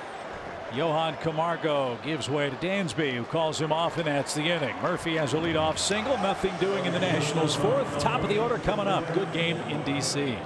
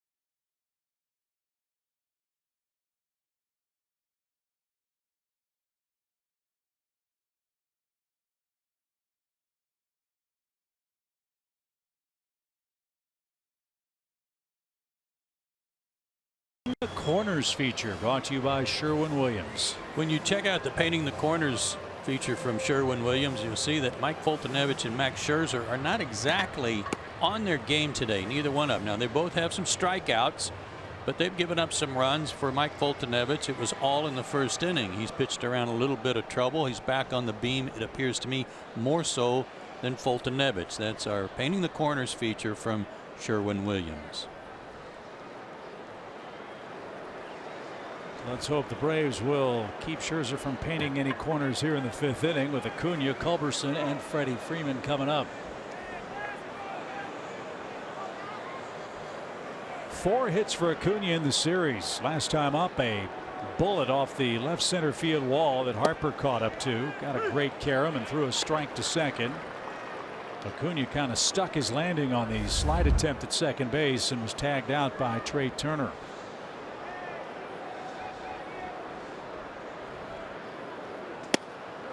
Oh, 2.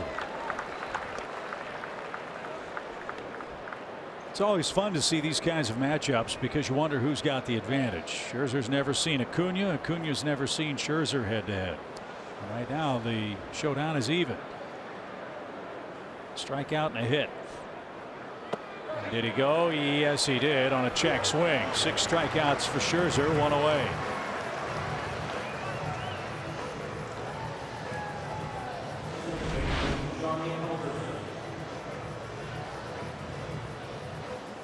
That at bat, I don't know. He looked like, did he swing?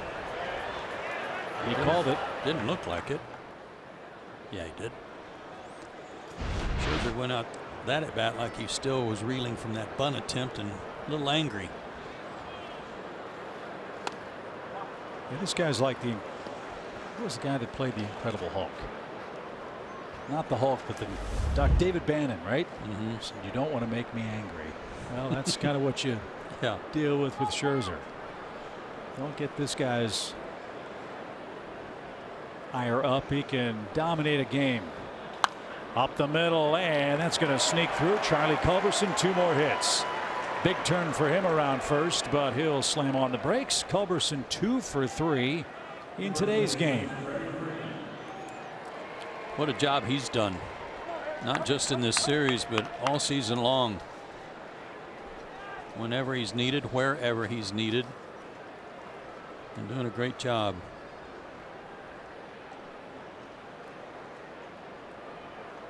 Charlie started the year 2 for 27, in large part because of irregular playing time. He's hitting almost 300 since over his last 50 games. So he represents the tying run. Freeman the go-ahead run. Freddie 0 for 2. And under the letters. 1 ball, no strikes.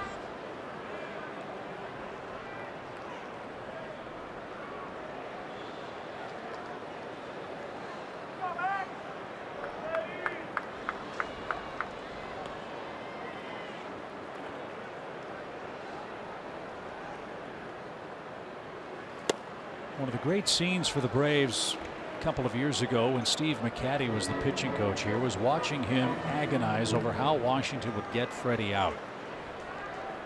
Freeman has absolutely torched the Nationals, as we showed you in his career.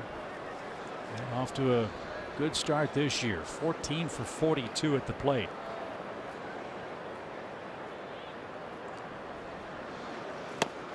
Went around that one and didn't get it. 2 balls and a strike. Nice 2-0 changeup. Kind of a looked like a little backdoor breaking ball, curveball that had him off stride.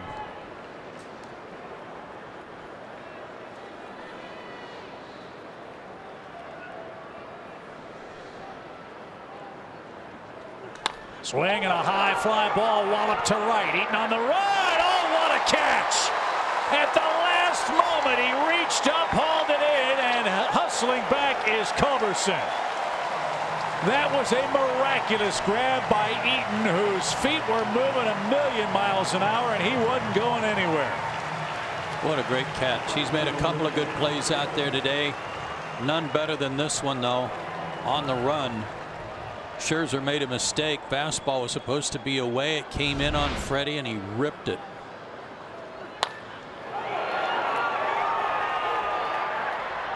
He's a center fielder by trade, but because of his ankle problems, playing right field, and made a great play there. So that saved a run and maybe a big inning. Culberson really had to fly to get back to first safely on the retouch, and now Markakis hits. He's 0 for 2.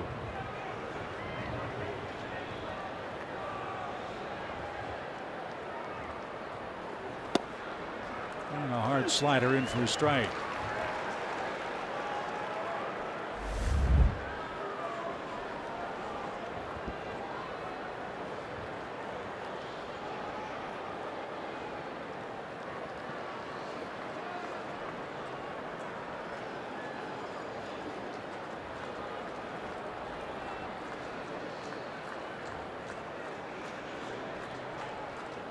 Runner goes. Pitch a strike. Throw to second is in time. Charlie Culberson says check that. Yeah, I don't know about that one. Ryan Honora rung him up at second. The Braves are going to take a look at this play at second base. Our vantage point looked like the tag was way high.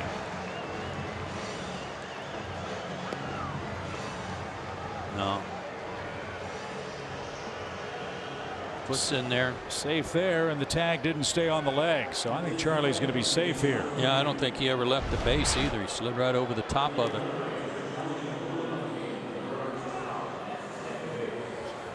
So the Braves are going to challenge the call at second base. Culberson rung up.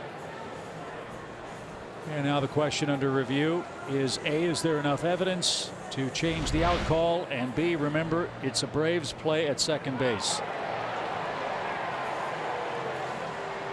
He never left the base. The tag hit him about mid-shin.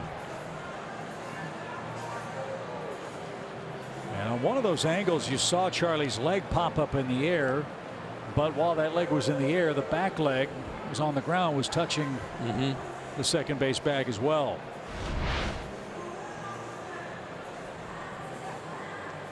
on the bag, safe there.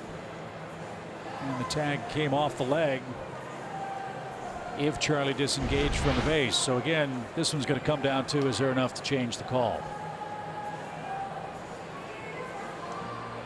Well, if you're watching his foot hit the bag without a tag being made, then yes, there should be.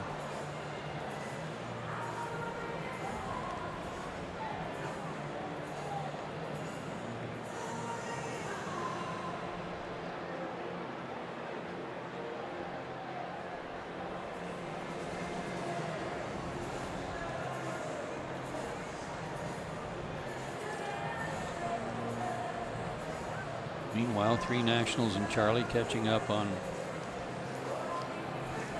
old texts and emails that haven't been replied to.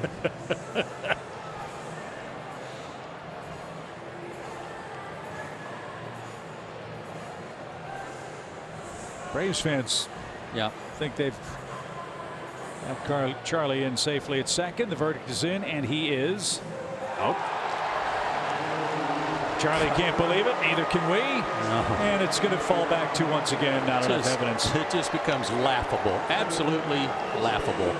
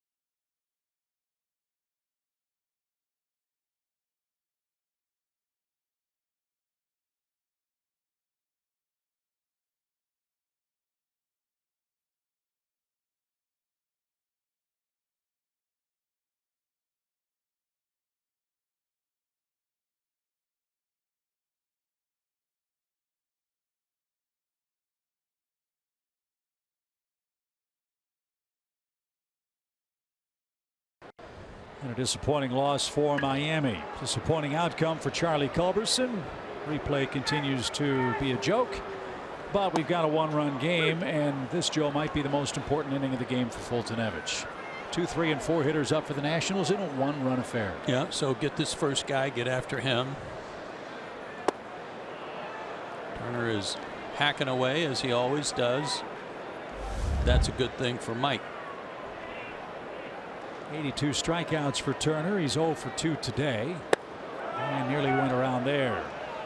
But gets a swing on the house. 1 ball, 2 strikes.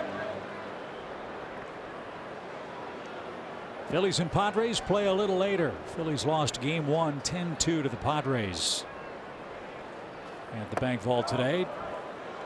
Our old pal Scott Fransky watching the game in the luxurious announcer's suite at the ballpark today. Big league prep for game 2 tonight. The pitch is caught on and missed. Flowers dropped it, applies the tag, and there's the first out. 4th strikeout for Fultonevich.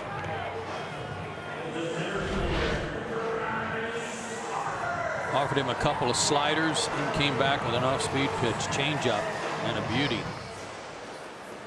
Boy, was that a good pitch in a good spot.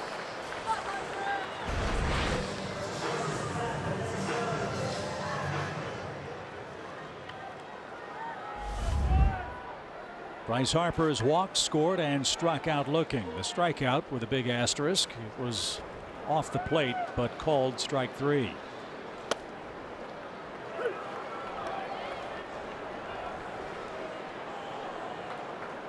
We refer to those as CB strikes.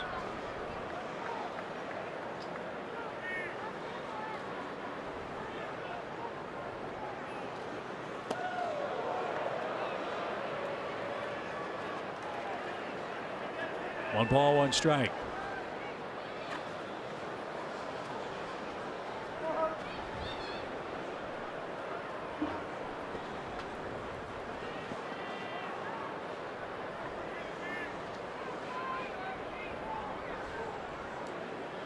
Base is empty for Bryce Harper, and a swing and a miss. That's a pitch that's really given Bryce trouble this year. He's had trouble hitting right-handed sliders this year. Mike has a good one.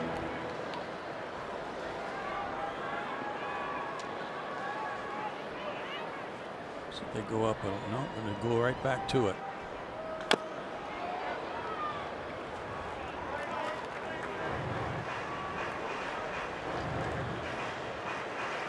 It's a different camera angle. Maybe if replay officials in New York had that one, they would have gotten the call at second. Right. At least we know that camera angle works. Brutal. 1 ball, 2 strikes, 1 out for Bryce Harper. And that's lasered down the left field line, foul. And out of play. It's still 1-2. Bryce Harper can hit anybody's fastball, and he can hit anyone's fastball a long way. Key is to put it in the right place.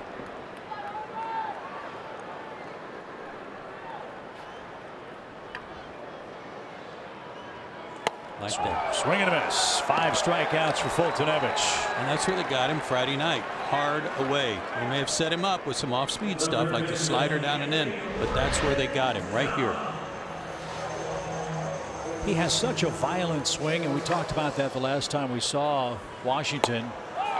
To use your terminology, pulls off the ball so much. If he's not hitting the ball down and in, that's 2 holes that Bryce Harper has working right now, or not working, as it were. Well, and teams are just not going to vary from that. If they find a place to go, they're going to keep pounding it there until he makes that adjustment or takes it. First inning triple for Rendon accounted for the first 2 Nationals runs. He's also bounced out to short. Fans a little nervous here in Washington with a 3-2 game and a lot of pitches for Scherzer.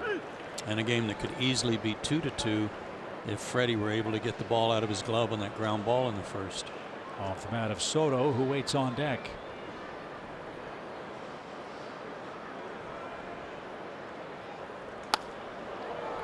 That's into the seats, foul by Rendon. A ball and 2 strikes.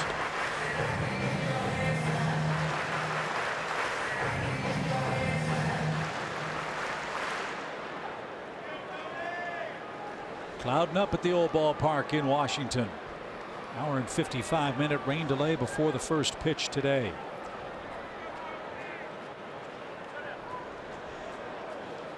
The 1-2. Just a little low. Don't know the story about Anthony Rendon. He was a terrific high school player in the Houston area. The Braves drafted him as a high schooler. Braves couldn't come to terms. He went to Rice. Later became a #1 pick by the Nationals. Think about how history might have turned out had Anthony Rendon been the man to follow Chipper Jones at third base. Washington has a keeper, a terrific player. We liked him from the first time we saw him in a Washington uniform. Yeah, I said when I first saw him, I thought he'd win a batting title. I'm not so sure he still won't.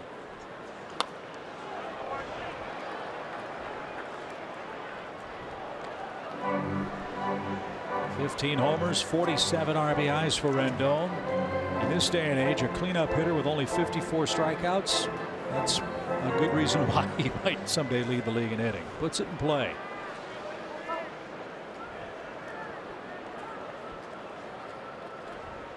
Base is empty.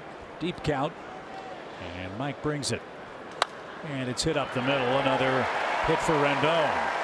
He's the hottest national. A 10-game hitting streak for him. He's got 2 hits and 3 tries today, and another national runner aboard with 2 outs in the inning. Yeah, just can't get that 1-2-3 inning.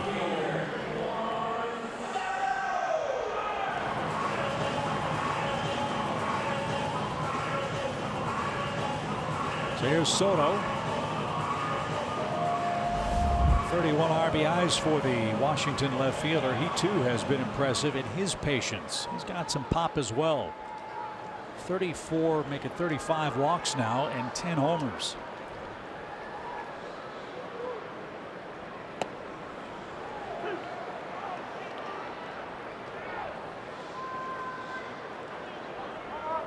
Curveball drops in for a strike from Fultonevich.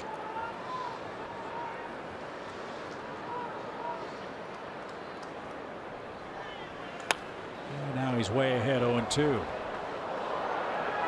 95 fastball. 87 pitches, maybe getting a little fatigued.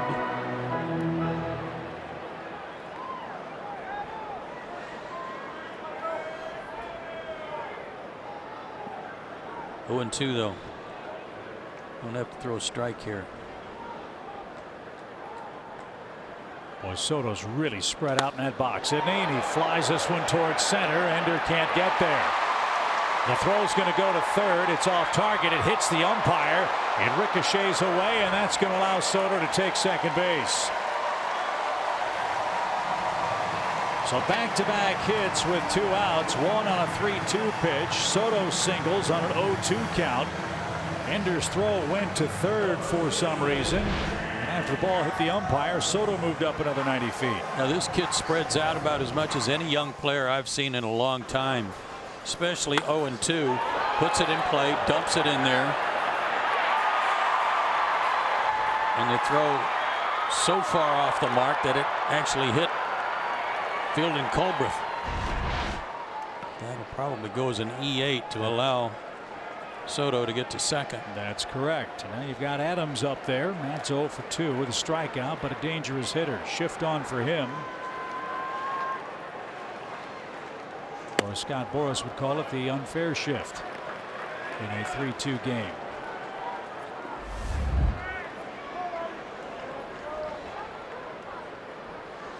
Well, I don't know if Adams is a client of Mr. Boras. If he's not, it wouldn't be unfair. No? It'd be okay. Oh, he'd be okay with this one? Okay. One ball, no strikes.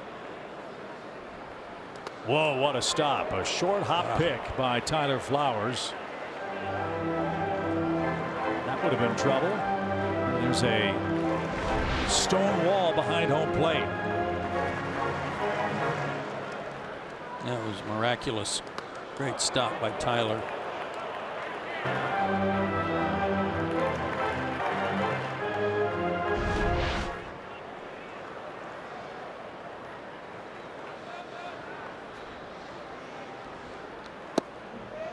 That one in there, a beauty. 2 balls and a strike.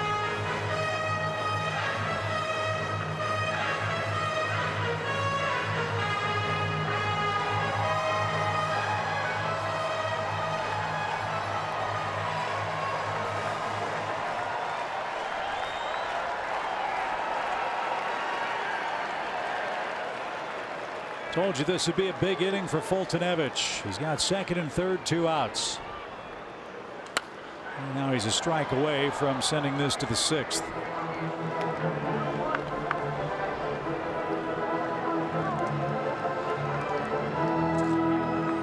He's not able to make a good pitch on Soto 0-2. He really needs to make a good pitch on Adams. Does have a base to work with, but Murphy on deck, who has a base hit today. Nothing down and in. Bell tie and it missed. Another full count. This is Mike's inning. There is nobody up. Again, nothing down and in to Matt Adams.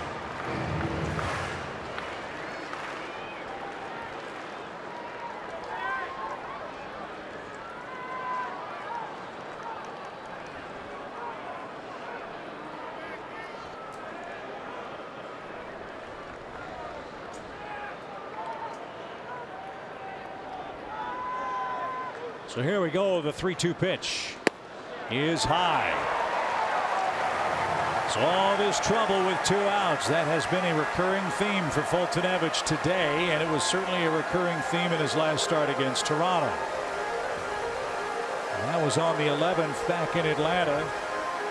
He gave up a home run to Justin Smoke in that 7th inning, struck out the next 2 hitters, then 3 singles and a grand slam later. He had given up 5 runs in a game the Braves eventually won 9-5. Now Sam Freeman will get loose. You got Murphy, then you've got Wieters.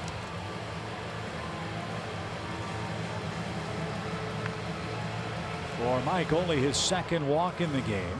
He has struck out 5 batters, but now you've got Murphy up there, 1 for 2. And a guy, I don't care how raw he might be from a lack of playing time because of the injury, this guy scares the daylights out of you because he's a professional hitter. Because he can hit. And he loves these spots.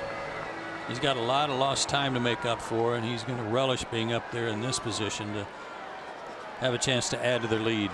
Well, you might recall Friday night the Nationals had a bases loaded opportunity and couldn't score. This has been the theme of their season. Chance to break the game open, and Fulte hold him down. There's a good start. Strike 1. That fastball back up to 97. Limited playing time for Murphy. He's already 2 for 3 this year at the plate with the bases loaded. Wide stance, virtually no stride, and lets you bring the ball to him to allow him to put it in play and put the barrel on it. Late on both of those pitches. That one 99. Maybe Chuck Hernandez said, give me everything you got and get Murphy and get out of this inning. He's thrown a lot of pitches in this 5th. Number 29 coming up.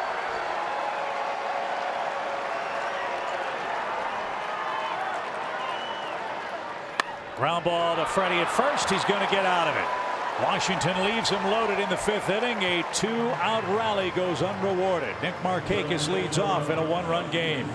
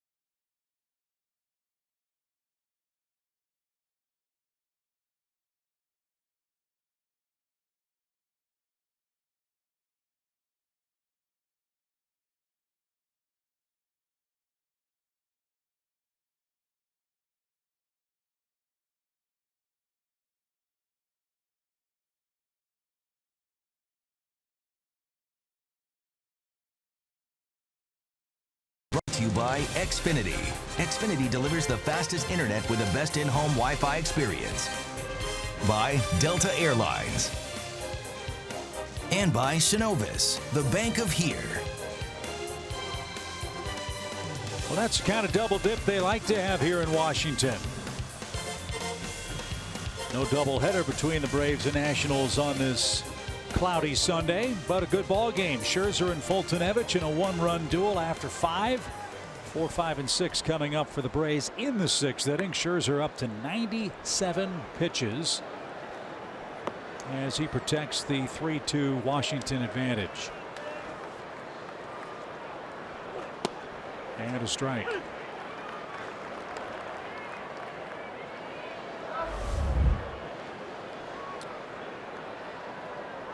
In that 2-hit shutout of Atlanta on April 9th, he threw 102.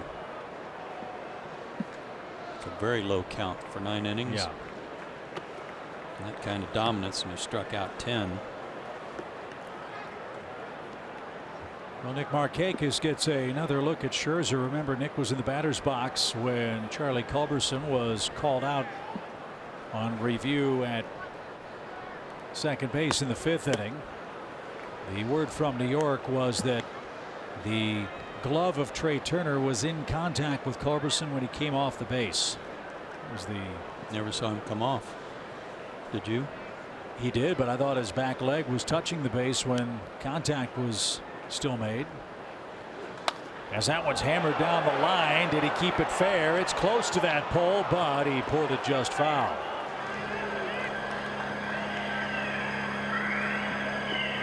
Right size, wrong shape for Markakis as the count 2-2 as rain begins to fall. Yeah, there's some more stuff coming this way. And this is an official game, by the way. His pitch count high for the year is 121. That was in 7 innings against the Dodgers. 2-2 pitch. And that one served into right, a base hit. Boy, Nick Markakis is something, isn't he? Hit number 122. Let's get this game tied. Yeah, good way to start the inning. Looks like the Braves are going to need to score quickly with the weather changing. Got around and threw on that fastball.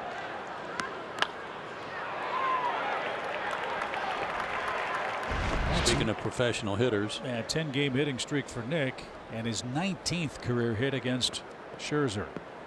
Matt Grace has gotten up in the Washington pen. There's a right-hander up as well.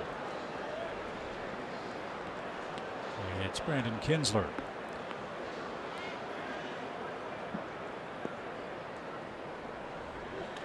Double play ball on the first pitch. Turner to Murphy to Adams.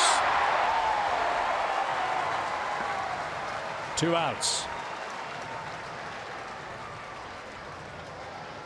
And here's Camargo.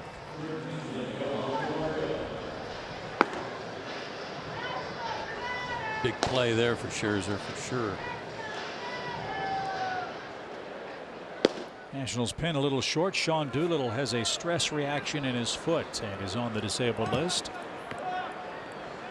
He's their terrific closer.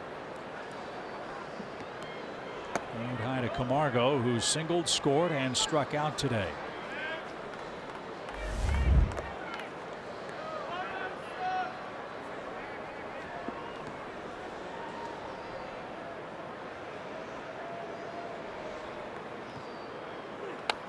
Right off his thumbs. I mean, to tell you it was. That was one of those drop down pitches. That might have hit the tape on his bat.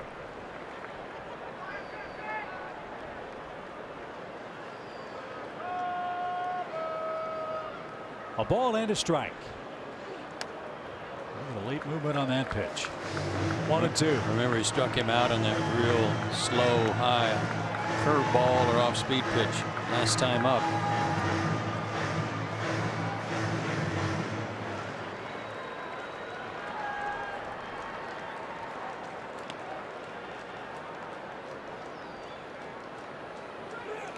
And he got him with it again. So Scherzer gives up the leadoff hit, a double play and a strikeout later. Washington's coming up with a 1-run lead in the 6th.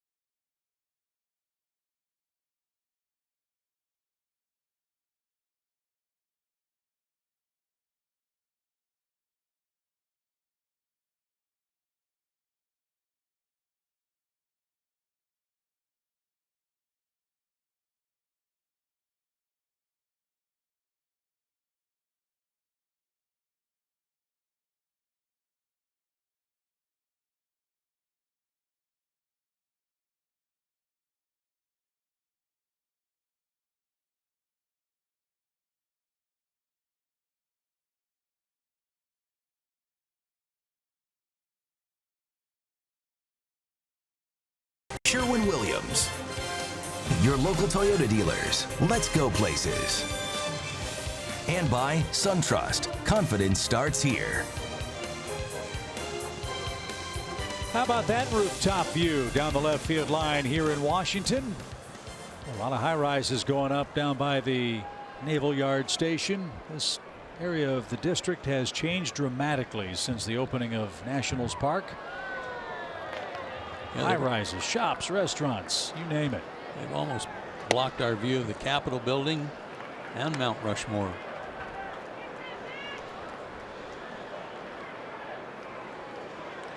It's still there. Yeah, it's off in the distance there. Matt Wieters the batter and takes downstairs right behind us, behind home plate, right along the Anacostia and Potomac Rivers. They've built the new soccer facility for DC United. Beautiful new soccer stadium.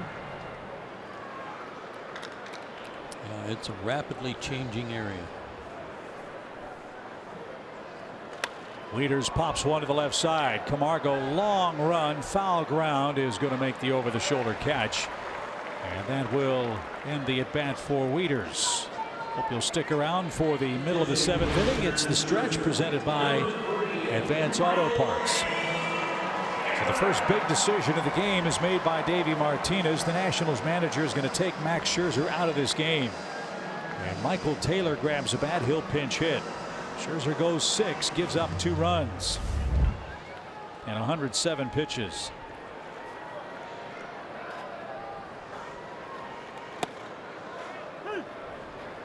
I've got Max for 7 strikeouts and a walk. That one walk cost him a run.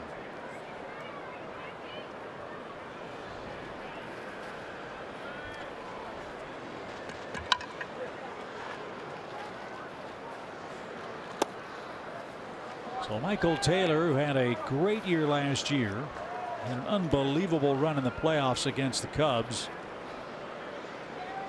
Unless they go with the Joe Madden strategy of playing 4 outfielders, he's got to bide his time. As this one's popped up towards second, Culberson drifts back and has all kinds of room, and he's got that. 2 outs.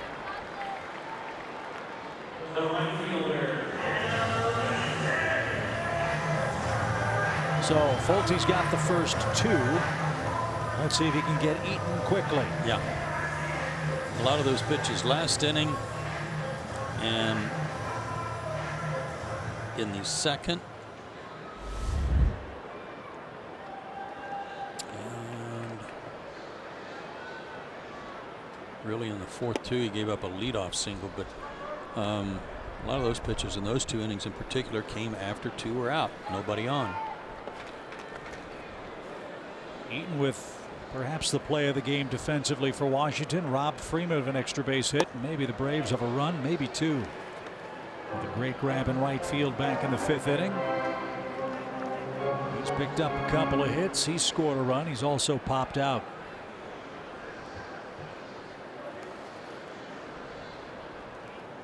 Eaton had 1 career hit against Fultonevich before entering today's action. He's 2 for 3 today.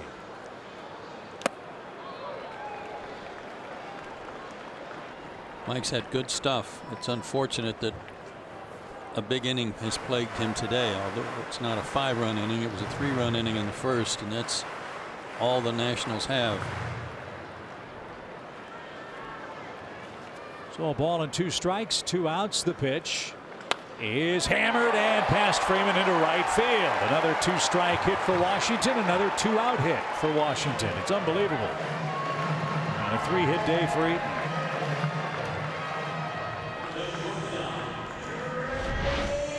Breaking ball left up. Tyler Flowers was kind of tapping the ground with his glove. He wanted it down in the dirt, but he left it up and Eaton got to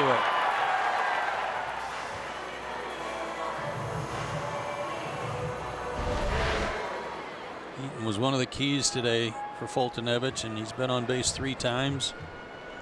Not to mention his defensive work. And he has 3 of their 8 hits. And now Turner, the batter, 0 for 3.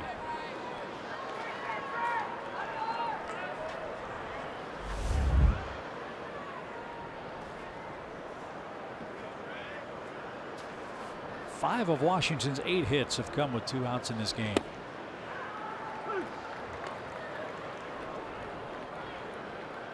However, to this point, none of those 2 out hits have come around to score. Can't give them any more. It's a 1-run game. 1 ball, 1 strike.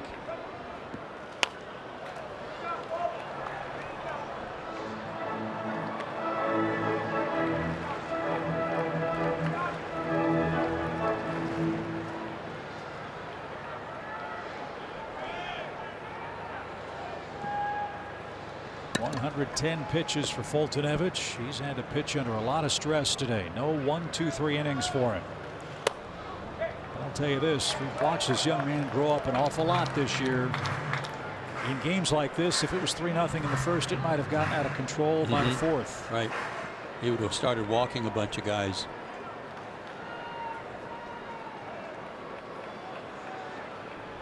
Two and 2. That one right back up the middle. Another 2-strike, 2-out hit.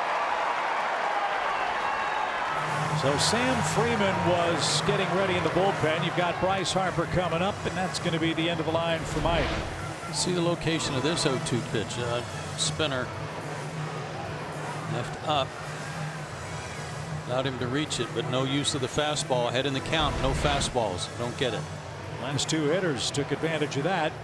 And so Atlanta will go to the bullpen here. Lefty versus lefty. Outstanding performance from Foltynewicz. He turns it over to his pen. Down a run in the home 6th.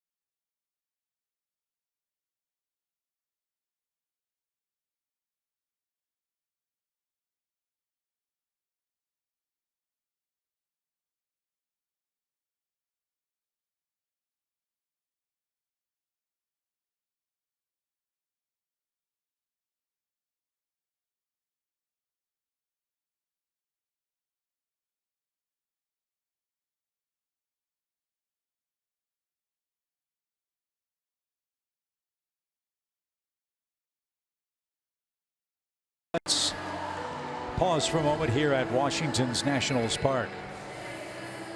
Visit Synovus for your banking, lending, and investing needs. Synovus, the bank of here. All right, Sam Freeman, let's see if he can get the first batter and get Mike Foltynewicz out of further trouble here. 2 on, 2 out, 1-run game. No easy assignment. It's lefty-lefty Harper versus Sam Freeman.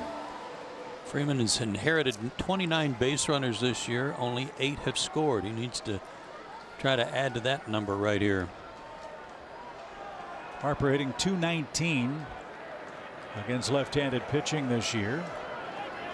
Lefty's only .196 against Sam. So we'll see what gives in this spot with 2 on and 2 out. I'm sure for Foltynewicz, he'll look at his line no matter how this game turns out and be frustrated with the 2-out hits. Even more frustrating, I'm sure, for him, Joe. Of the 9 hits, 6 of them came with 2 strikes in today's game, including both 6th inning knocks by Eaton and Turner today. That one at the knees, called a strike. And of those, I'd be interested in knowing how many were fastballs or the other, or secondary pitches, because it seems like it was all secondary pitches. 1-1 for Bryce Harper. He struck out twice, walked once, scored once.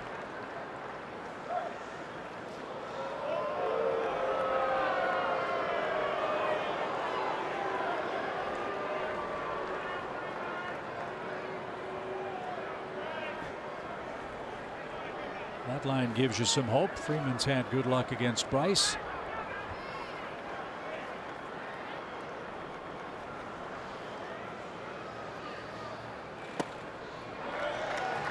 Well, it's got to throw strikes. 2-1 the count. First action for Sam in this series, too. Last pitched on the 13th against Arizona.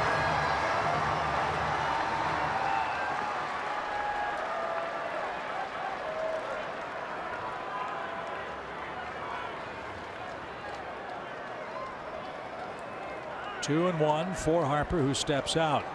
On a hard hit ball, should that happen to the outfield, I'll be interested to see if Bob Henley brings Eaton around. Again, as we pointed out, he does not run well at the moment.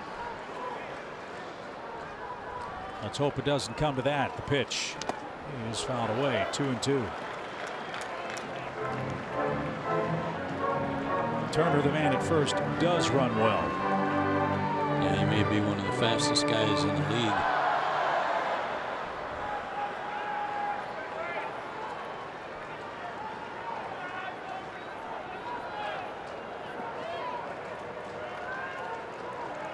Shane Carl's getting ready for Atlanta in case the inning continues with Rendon on deck. And the 2-2. Oh, what a cut by Harper. Center cut, and he fouled off 97. Had a good swing at it, but a good fastball from Sam, who's feeling good this afternoon with the rest he's had.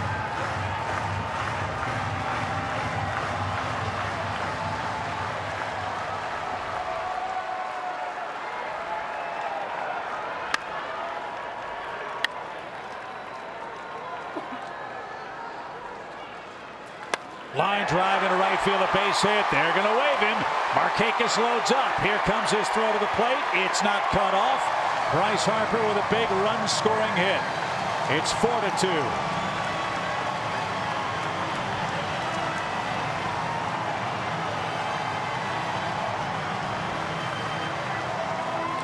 So Sam can't retire the first batter. And the Braves will have to go to the bullpen again with Shane Carl coming in. Brian Snitker has the lineup card, and he's going to employ a double switch. Looks like Ryan Flaherty's going to come in and play third base for Johan Camargo, who made the last out in the top of this 6th inning. So Washington extends their lead. It's 4-2. 3 straight singles. All of this damage coming with 2 outs. All 3 hits with 2 strikes. That's been one of the stories for the Braves in Washington today.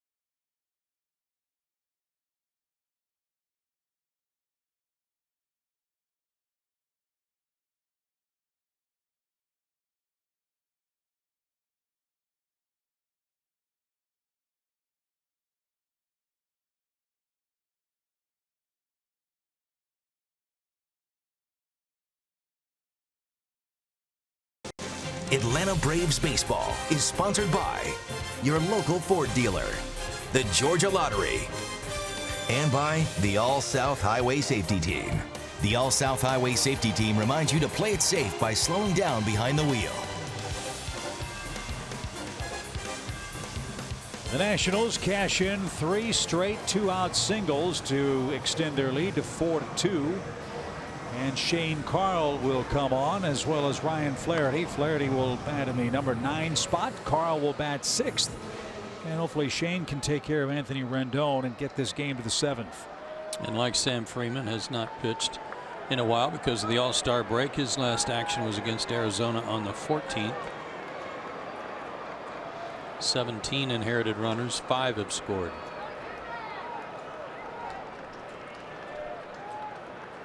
So the story of this game for Fultonevich and for Freeman. The Nationals have 10 hits. 6 of them have come with 2 outs.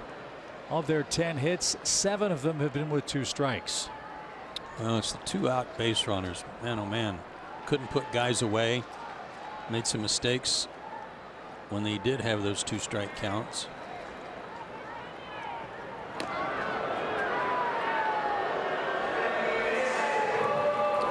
But if you're looking for some good news, well, 1, you don't have to deal with Scherzer. Number 2, you might be dealing with a short Washington bullpen.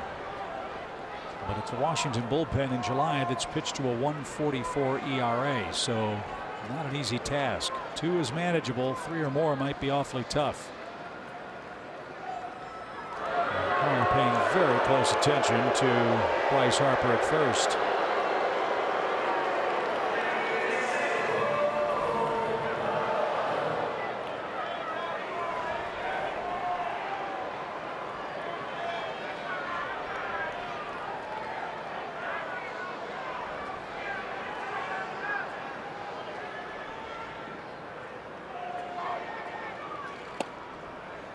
Right there for a strike to Rendon. It's 0-1. Rendon has a couple of hits, a 2-run triple in the first inning. And the first of 2 2-out hits back in the Nationals' 5th.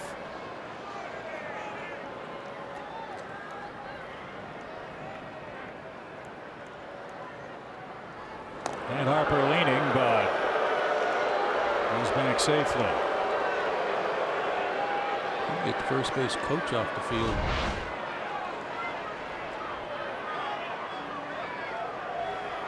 That was pretty close.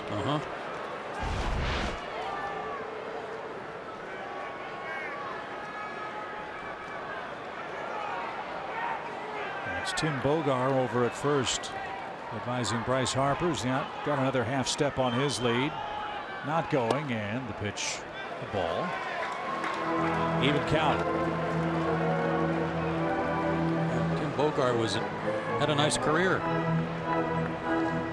but I don't think they're going to let him back on the field to play. And yet they let him on the field to instruct a player in fair territory.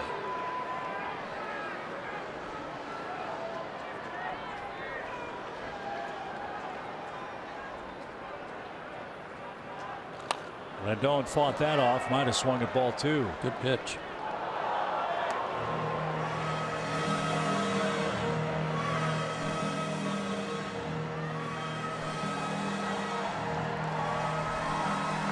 That should never be allowed.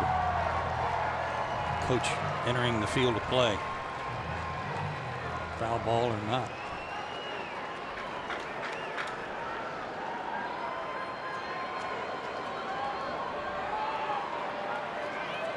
First and third, 2 outs, a run in for Washington, 4-2 game. Now Harper's running, and the pitch in the dirt. And he'll take second standing up. So now a hit gets the Nationals 2 runs.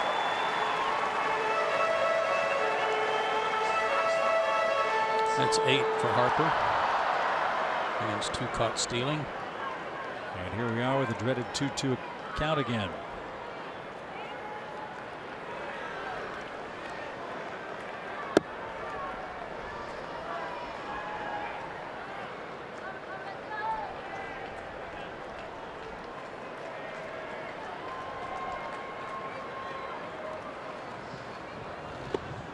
Nice stop, but a full count.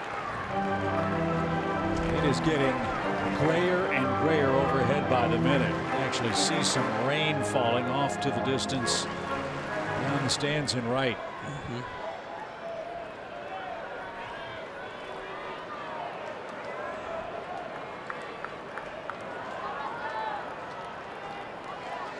So a full count pitch for Rendon.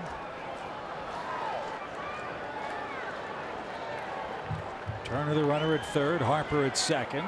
Eaton's already scored. All this after 2 quick outs. Wieters and Taylor retired. Carl, the third pitcher of this 6th inning. And up toward third. Flaherty's got it. And his throw to first is in time, and that retires the side. So Carl puts out the fire. Washington adds a run. They lead 4-2 after 6.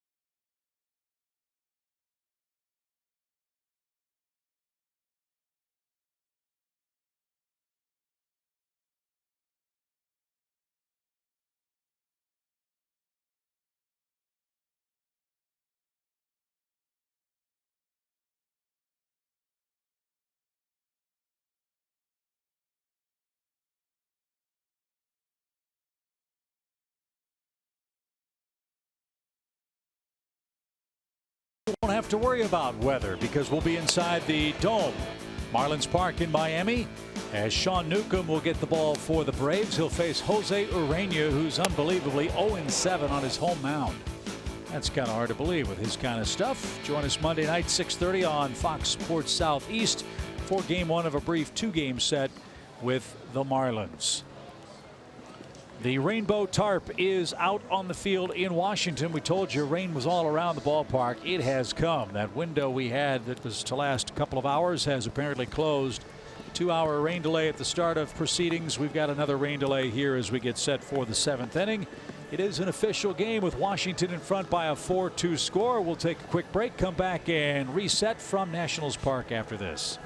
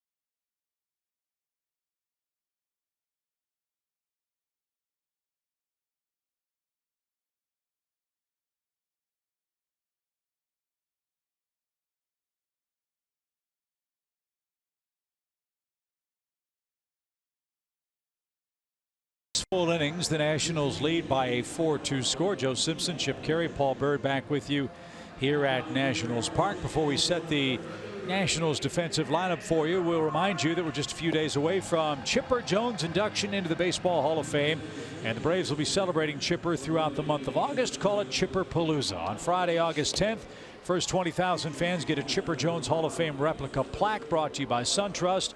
And if you're at the ballpark Saturday, August 18th, if you're one of the first 20,000, you'll get your own Chipper Crazy Train bobblehead presented by Napa, and the button on the bobblehead actually plays Ozzy Osbourne's Crazy Train song. All the details are at Braves.com/Chipper. That'll be fun. This is Matt Grace, who will pick up the torch after Max Scherzer went 6 innings. Grace worked here Friday night. Worked an inning, gave up a hit, but no runs. He's in his 30th game of the year. Good numbers, excellent numbers. Real good numbers against left-handed hitters. Braves will send up Inciarte, Swanson, and Flaherty here in the 7th.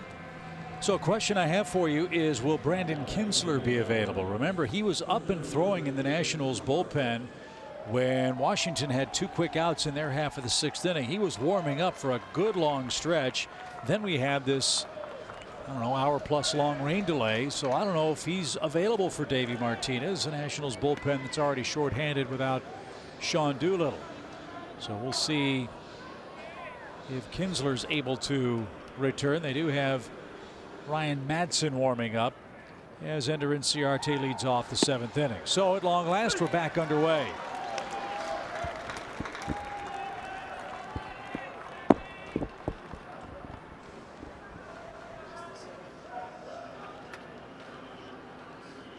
Hour and 55 minutes before first pitch. This second delay, an hour and 38 minutes.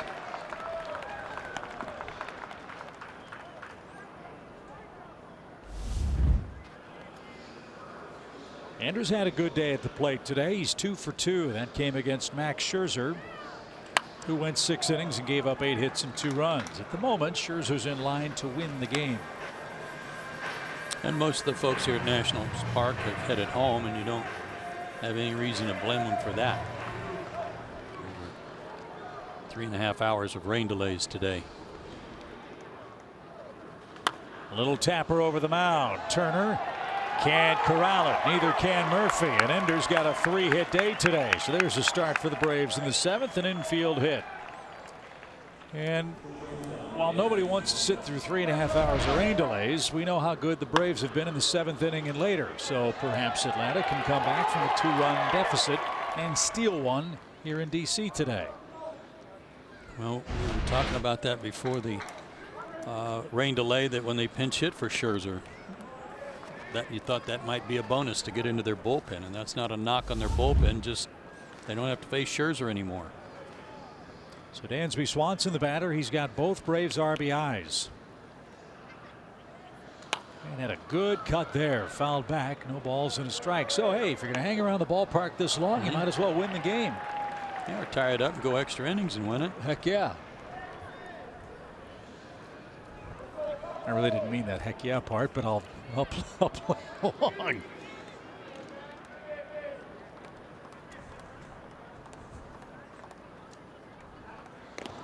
Phillies are in action in game 2.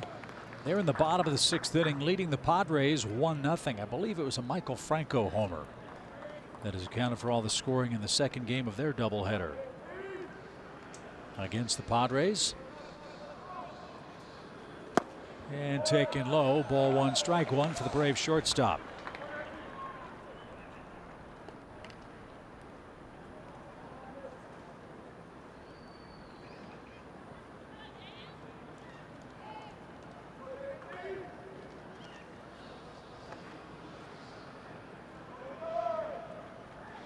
Swing and a high fly ball, wallop toward left center field. At the track, at the wall, leaping grab, it's caught.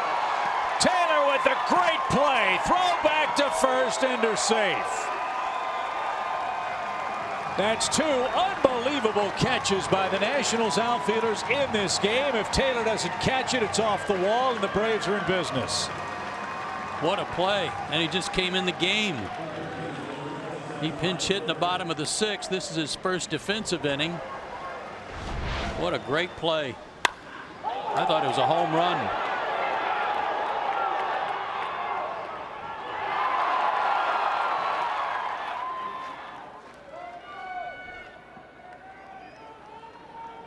Somehow he held on. It almost popped out of the leather. Tough break for Dansby. So Ryan Flaherty is the Braves hitter and third baseman. Remember, the Braves double switched to bring Ryan into the game. Shane Carl as well. So Camargo's day is done. Johan went 1 for 3. And a strike. It's 0-1.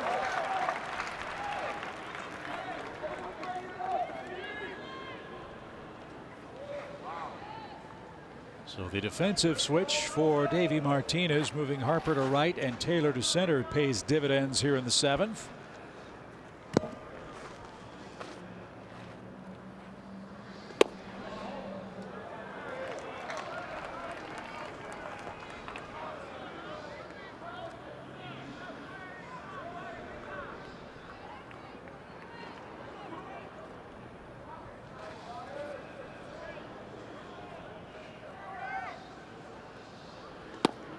Got the inside corner. It's 1-2. Man, oh man, if Dansby pulls that ball just a little foot, it's a game-tying homer.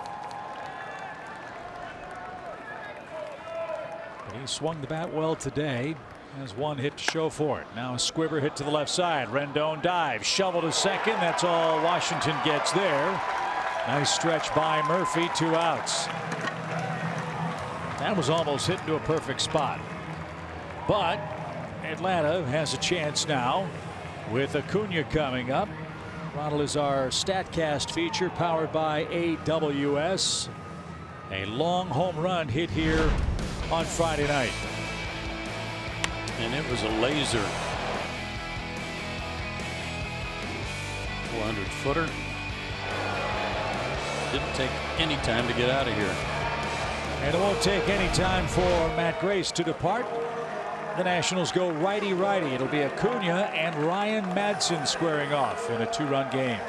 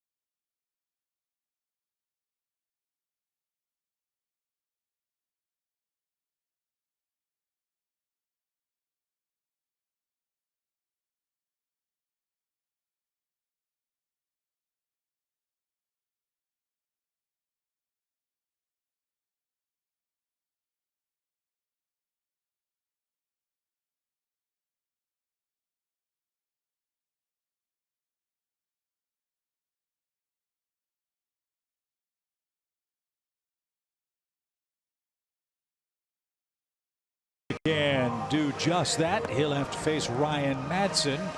Madsen's in his 39th game for the Nationals. Good sinker slider guy, throws hard. His numbers are up a little bit in terms of batting average against, so maybe he has been up in the zone a little more than usual. Madsen's faced the Braves a couple of times this year. He's thrown 3 innings. He's given up 2 runs and has a loss and a save. Again, it's a Nationals pen that's a little short-handed with Doolittle out. Washington brought Sammy Solis back from the minor leagues and acquired Jacob Kondrabogen from the Kansas City Royals. They traded Brian Goodwin to Kansas City today. So here's Acuna. Runner goes, ball dropped by Wieters. A hit means a run now as Flaherty steals second base.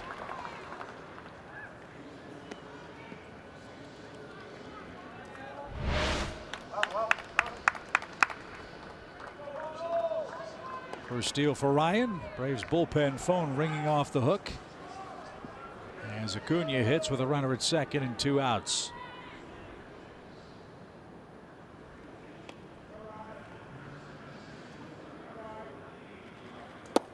Almost hit him. Ball 2.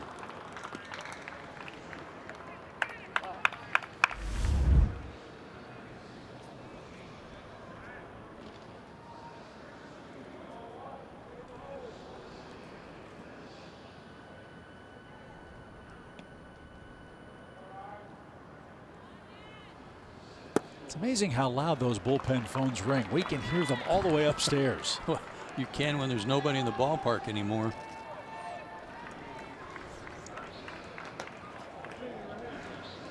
Biddle and Jackson ready for Atlanta, or getting ready for the Braves. Will Acuna have a green light here? 3-0.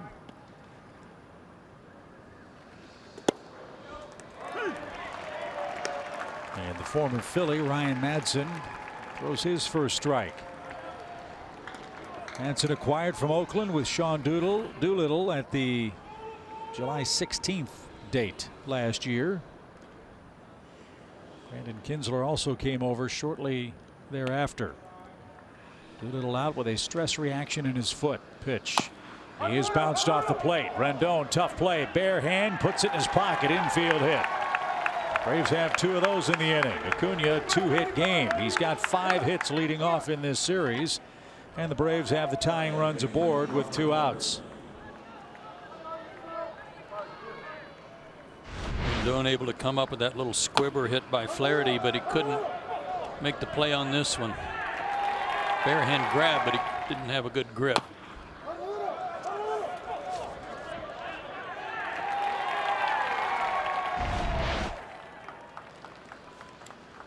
So 2 more hits for Acuna, and now it's Charlie Culberson. Charlie 2 singles today, 2 hits on Friday. And this is where he has shined for the Braves at the plate.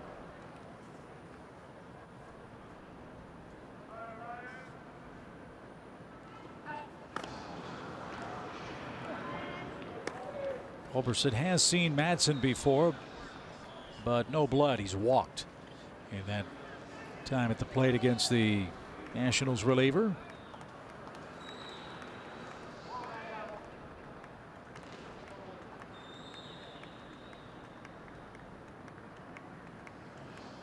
Swinging a shot toward right, but right at Harper, and that will retire the side. The Braves came about 6 inches from having second and third, nobody out. Great play by Taylor. Rob Dansby, and the Braves out of luck as we head to the stretch at long last here in Washington.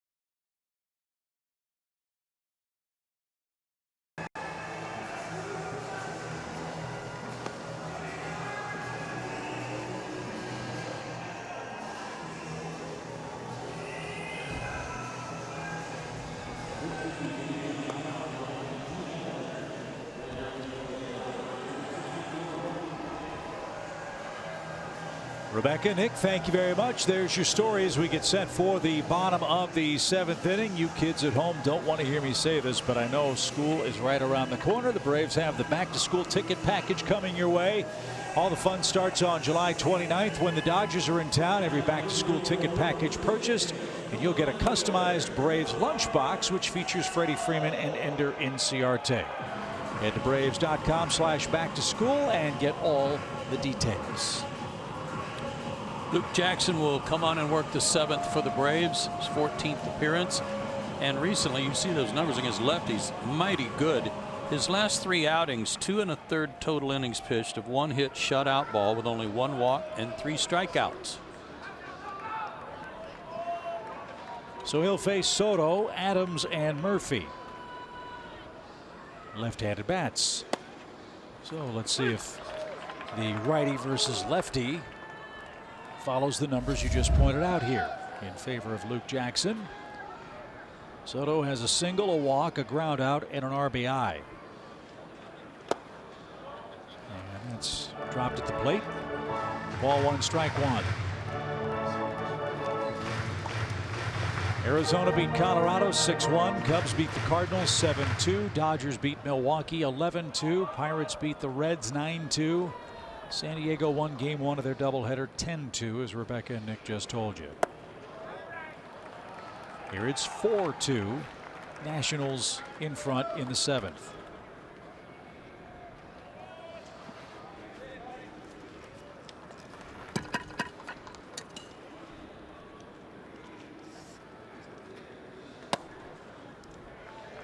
Off the plate inside. Don't want to walk this guy.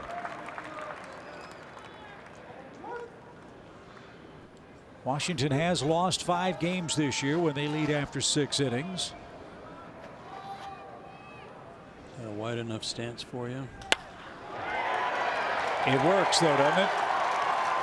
And Soto, leading off the 7th inning, has a 2-base hit and a 2-hit game. His 12th double. From that stance, he still has a leg kick. He rocks back on his back foot. Leg kick. That was a breaking ball that he let travel a little bit. Didn't get out too fast on it and served it the other way. That was a good piece of hitting.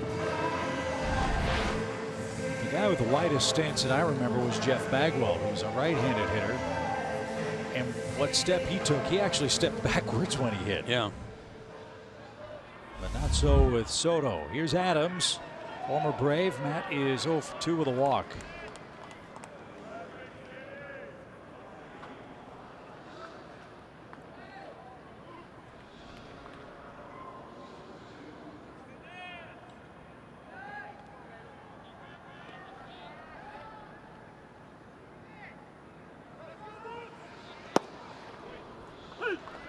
And it's in for a strike.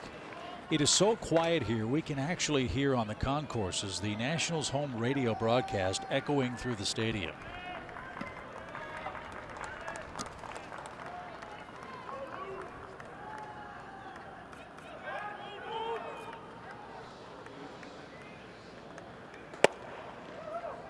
That's high. 1 ball, 1 strike.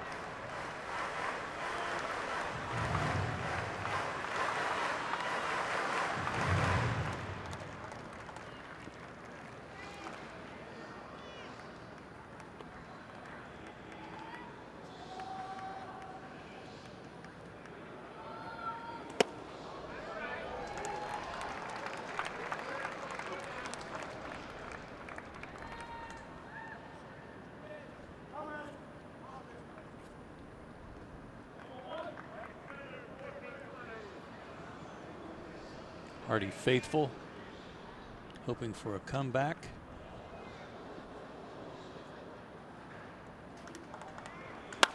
And a base hit to left by Adams. Here comes Soto around third. He's going to score. So the 2 lefty bats to start the inning both reach via a hit. Matt Adams knocks in his 41st run, and Washington extends its lead. And Adams went the other way and beat the shift. I don't think you can do that. It's supposedly unfair. Remember me telling you earlier, another breaking ball got him. telling you earlier in the game that this shift is not unfair just when Bryce Harper's hitting. Oh, I don't remember that part. Okay. So good work by Matt Adams. And here's Murphy. 5 runs, 12 hits for Washington. And that's off the plate, ball 1. I'm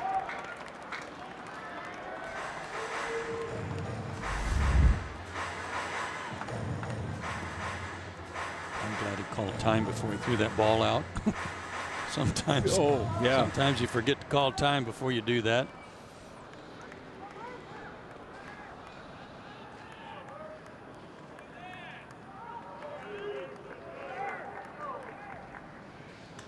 Another rope the other way. This one off the bat of Murphy. Acuna cuts it off. And a nice job to keep Adams from going first to third. So what the numbers said hasn't happened. 3 left-handed bats come up. 3 left-handed hitters have hits. And they're at first and second, nobody out.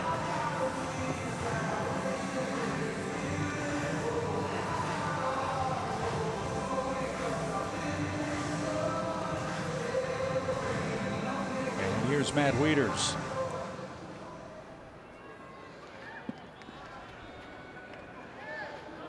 Wieters has flied to right, flied to left, and has popped out.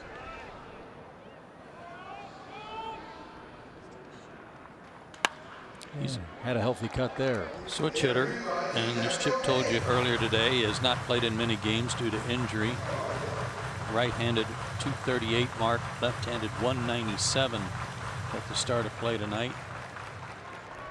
Today, this afternoon.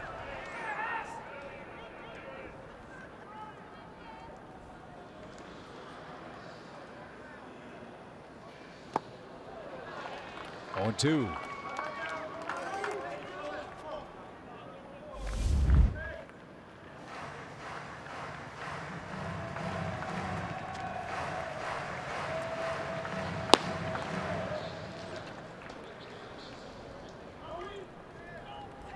Peter Moylan getting ready for the Braves. Sammy Solis just called back up. Is in the Washington pen.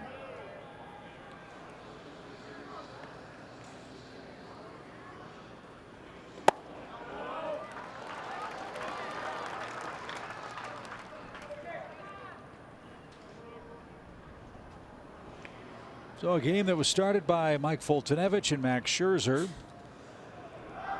has turned into a battle of the bullpens the rest of the way. Washington with a couple of add-on runs in the 6th, one here in the 7th, lead 5-2, 2 on, nobody out.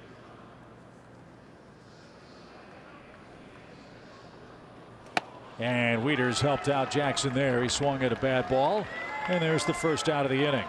And here's Taylor, who made a terrific catch at the center field fence a moment ago that saved an extra base hit and maybe more off Dansby's bat.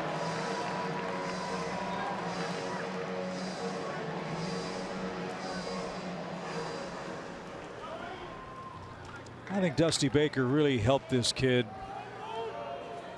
with the Washington Nationals last year. Taylor hit .271, played 118 games. The last time he played more than 100 games in the big leagues was in 2015. He hit .229. He cut down his strikeouts. He hit for more power. Had the same number of hits.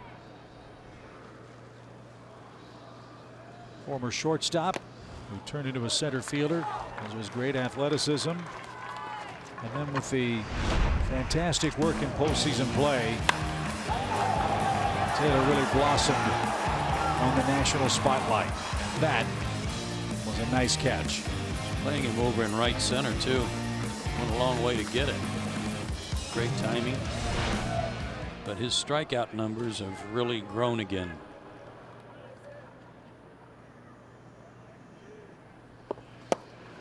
And he's down on 3 pitches. Yeah, last year Taylor struck out 137 times in about 400 at bats. His ratio, I believe, is a lot higher than that this year. Not as many strikeouts, but certainly the percentage. And here's Reynolds. So Reynolds will hit for Madsen. Solis will be the new pitcher when we get to the 8th inning.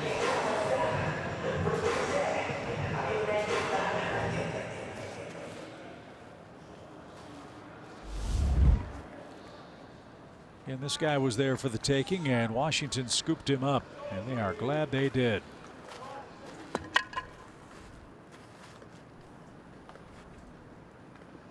The last 14 games Reynolds has played, 15 hits, 4 homers, 15 RBIs, 7 walks, and 9 runs. Great contribution from him and Adams. Adams already with a homer in this series, a double today. He had himself quite a 2-day stretch against Miami, July 6th and 7th. As this one's hit toward third. Flaherty will step on the bag. Reynolds had a walk-off homer, then the next day 5 hits and 10 RBIs in one game. As he said, that was a pretty good week. Pretty good inning for Washington. They added their lead in the 7th.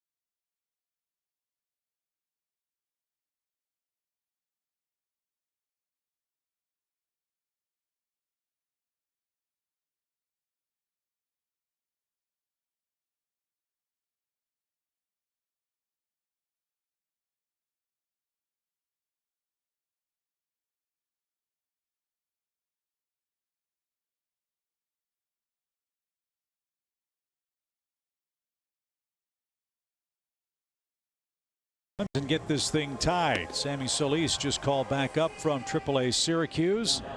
He appeared in 5 games at AAA, was able to throw scoreless outings in 3 of his 5 appearances. With the Nationals this year, 40 games, a .450 earned run average. Dusty Baker used him a lot last year in key spots, but somehow wasn't able to double up this year on what he had been able to do last year. Injuries have taken their toll for him too. So Freddie will lead off. He's 0 for 3 today. His 5-game hit streak might be on the line in this at bat. And Freeman was robbed by Adam Eaton, who made a terrific catch up against the right field fence back in inning number 5. Braves have had some tough hitting luck in this game. A couple of hard hit balls that got to tip your cap to the Nationals outfield defense. Some highway robbery has cost him dearly.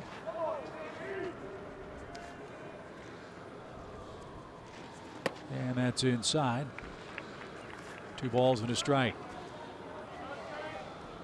That guy and Adam Eaton especially.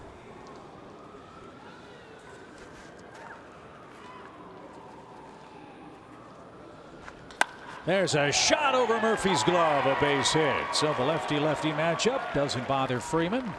That shouldn't surprise you. And a good start to the Atlanta 8th. Number 117 on the hit tally for Freddie this year. And his hit streak will live on down in Miami. 3rd straight inning, the Braves have had their leadoff man aboard, unable to score in the 6th and 7th.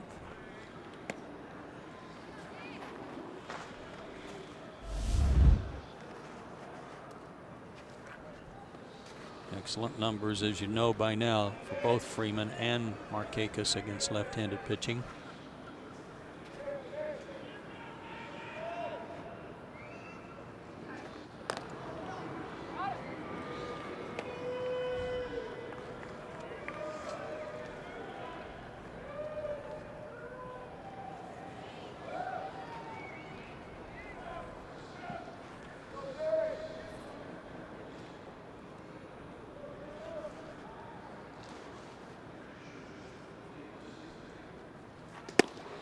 That's up and away, ball one.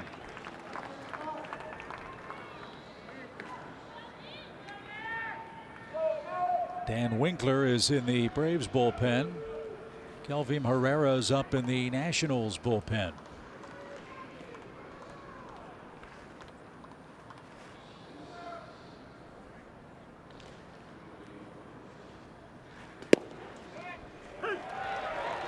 At the top of the zone, called a strike, even count.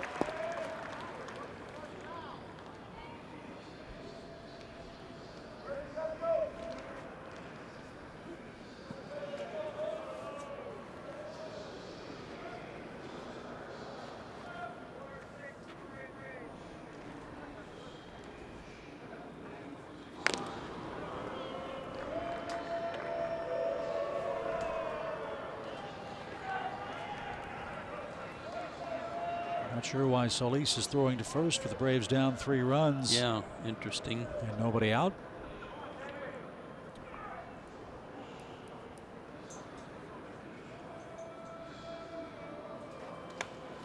Good cut. But fouled straight back. Now Nick down to his last strike. Good fastball for Solis, 94.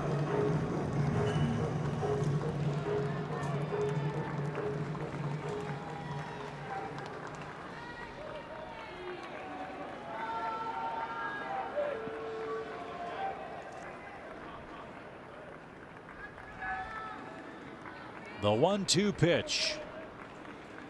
And a swing and a miss. Got him with a slide step. He's had good live arm from Solis. Markakis is down on strikes, 1 away in the 8th.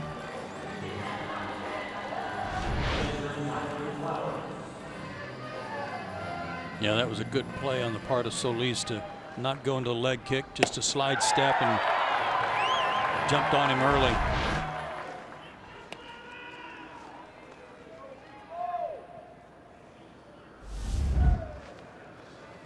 So Tyler Flowers the batter. Tyler has walked, scored, and hit into a double play. And a bouncing ball is going to sneak through the left side. So the Braves will bring the tying run to the plate here.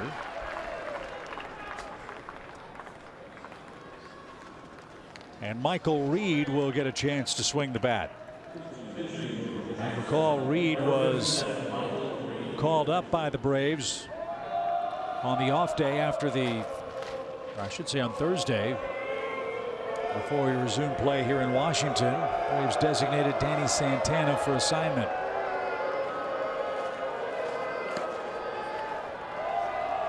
And now Derek Lilliquist is on his way out, or Dave Martinez, I beg your pardon, is on his way out.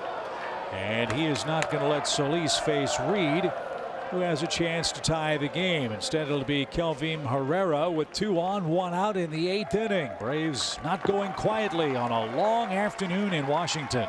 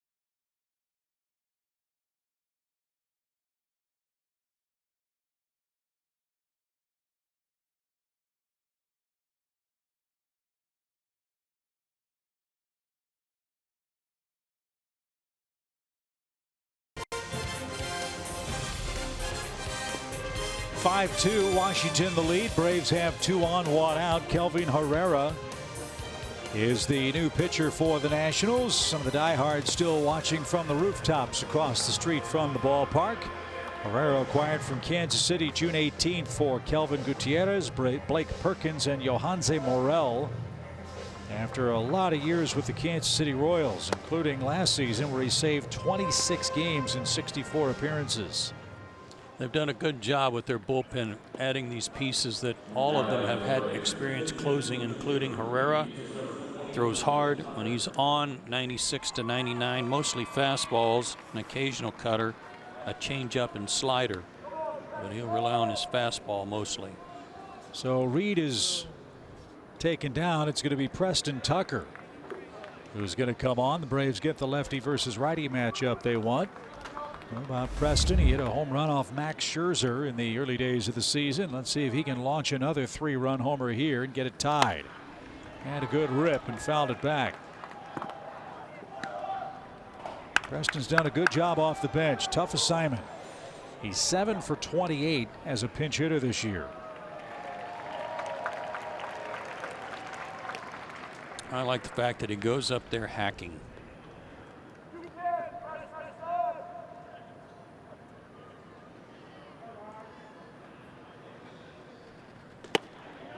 And that missed inside.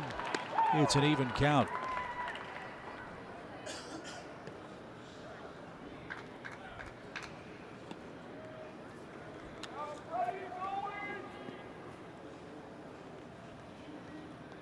Freeman and Flowers the runners, and Herrera turns it loose and missed outside. 2-1.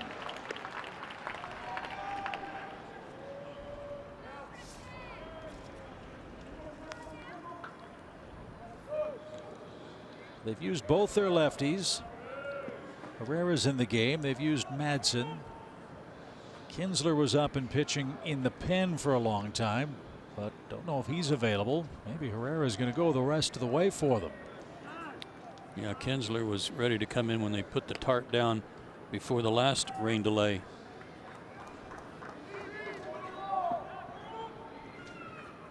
Let's hope the Braves can make that a big problem for them.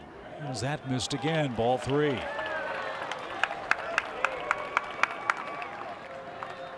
Ender waits next. He's got a 3-hit day working.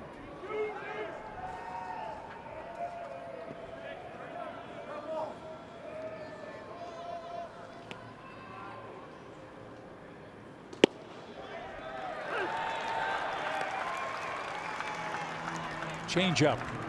Full count. Had a pitch to work with, but for his fastball didn't get it. So let's see what Herrera comes up with on a full count. Good cut. Fastball at 97 and had it timed right, just got under it and fouled it back.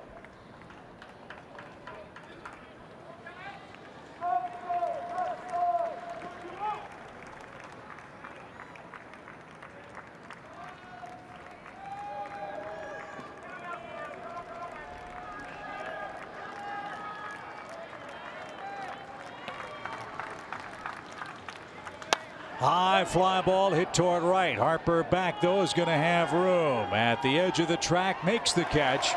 Freeman will tag. They'll concede the base, and Tucker just missed. And a good hack at it.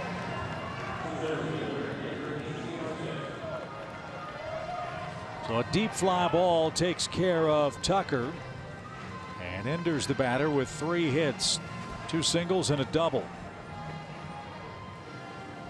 For today's action, Ender had 7 hits in his prior 46 at bats. He's 3 for 3 in this game. Well, he'd only had 5 hits against the Nationals all year until today. And as you said, after his first hit, a much needed double. It was a much needed day for him.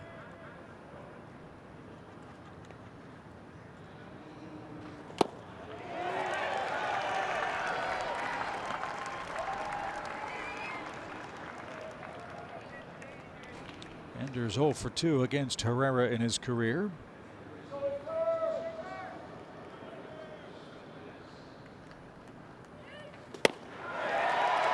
He's 0-2 in this count.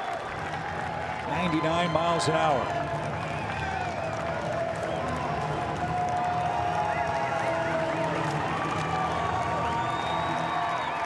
There was trying to clean up the mess left by Solis. He got Tucker to fly out, and he just struck out Ender on 3 pitches, the last 2 at 99 miles an hour. So the Braves threaten, can't break through in the 8th, still trail it by 3.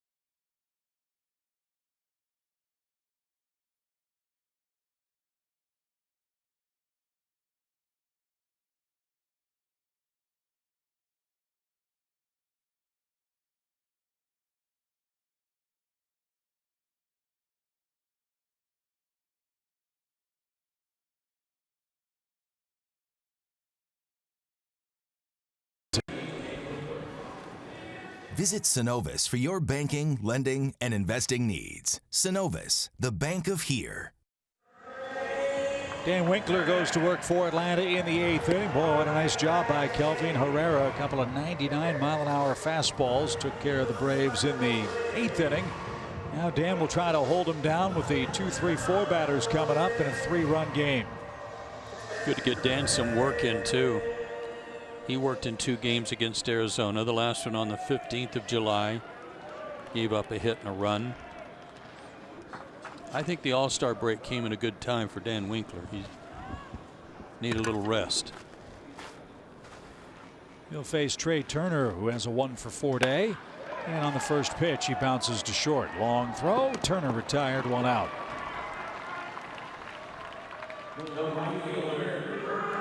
And here's Bryce Harper. Harper 1-for-3, an RBI single in the 6th inning. The 3rd straight 2-strike, 2-out hit recorded by the Nationals in that inning. Sam Freeman gave up that base hit on a 2-2 count.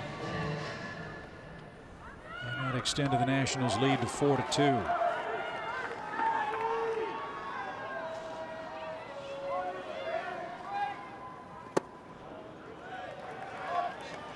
Again, the storyline for Harper this year, a lot of strikeouts. He's having trouble hitting sliders from right-handers, and Joe, as you suggested, you can get him up and away to chase. See if Dan uses that pattern here. Fly ball wallop towards center. Ender on the run to the track, to the wall. He didn't use it, and Harper's hit a home run to straightaway center.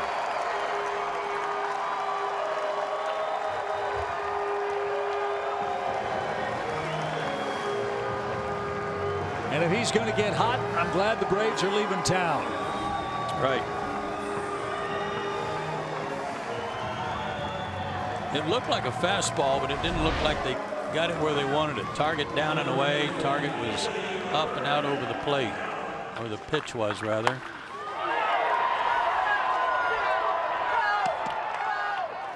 He had a pretty good idea that was going a long way, and it did, up on the batter's eye in center field. So for Harper, his 24th homer, and the Nationals have a 6-2 lead. So one of the storylines of this game is, look, you got to be honest, the Braves relief pitching today wasn't particularly good. Freeman gave up the RBI hit, lefty-lefty. Carl faced one batter, got Rendon out. Jackson gave up a run on 3 hits. Now Winkler's given up the Harper homer. And now another shot to center that Ender's going to try to chase down. Deepest part of the yard, and he'll have room. 2 out.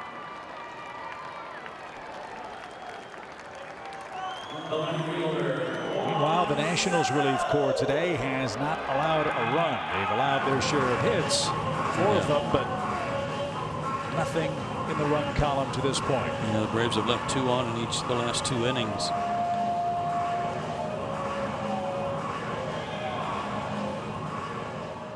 Good day for Soto. He's been on base 3 times. He's knocked in a run. He's scored a run. Atlanta heads to Miami after the game. Washington will face the Brewers.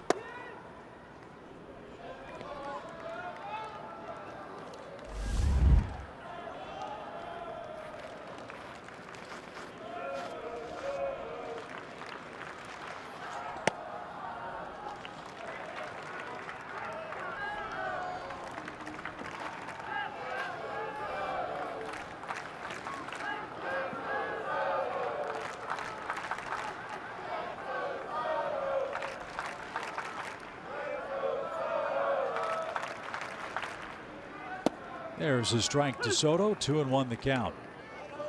In the 9th inning, Dansby Swanson, Ryan Flaherty, Ronald Acuna, the first 3.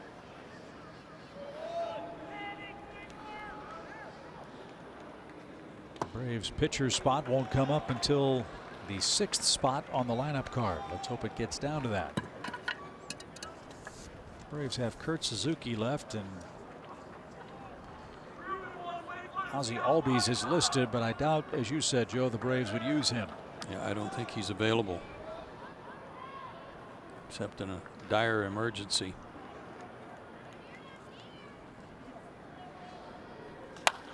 That's smack toward left. Acuna is going to try to chase that down. He'll play it off the wall. And Soto's on his way to second. 3 hits for Soto, 2 doubles. And the last 2 the other way.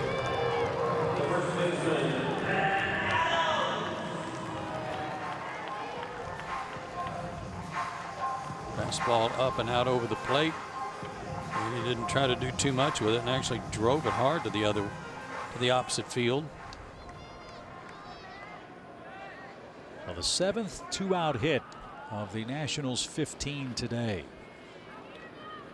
And here's Adams, who also went the other way and drove in a run last time up. That'll be one of the storylines of the game before the second rain delay. 2 out hits, 2 strike hits for Washington in the first 6 innings. A lot of them.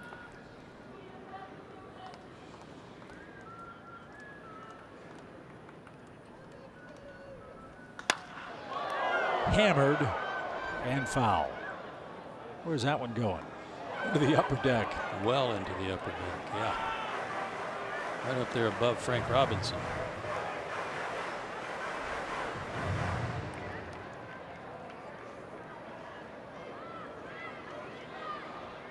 Some of the parents are yelling at the kids. Tommy, get back here. You're not going to the upper deck to catch that foul ball. I think I heard a mom just scream at a kid down the right field line. Get back here. Let's see if anybody heads over there. Well, one of the ushers is headed that way. No balls, 2 strikes. And foul back. Yep, watch. There's an usher walking right along.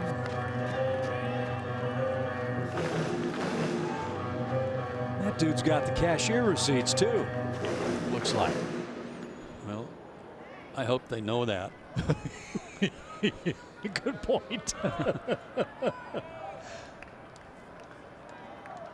See if you can figure out how to get to that foul ball. No balls, 2 strikes.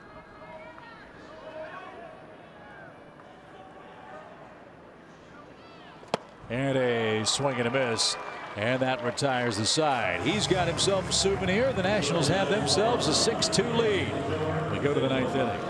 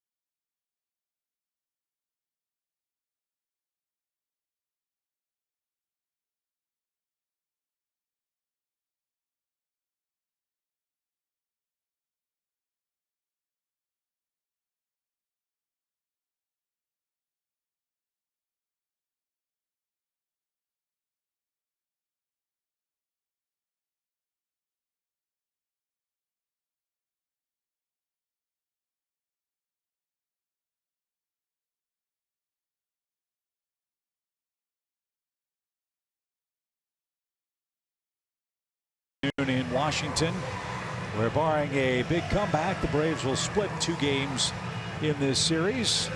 The rained out game yesterday is to be made up August 7th in a split doubleheader here at Nationals Park. Wilmer Defoe takes over for Daniel Murphy. In the final inning for the Nationals, Herrera will go back to work. See if he has any issues with Swanson, Flaherty, and Ronald Acuna. That's the first 3 coming up. Dansby's line will say 1 for 3, but that doesn't tell the whole story. He's knocked in a run. Well, he's knocked in 2 runs. He's stolen a base. And Taylor robbed him of an extra base hit last time up.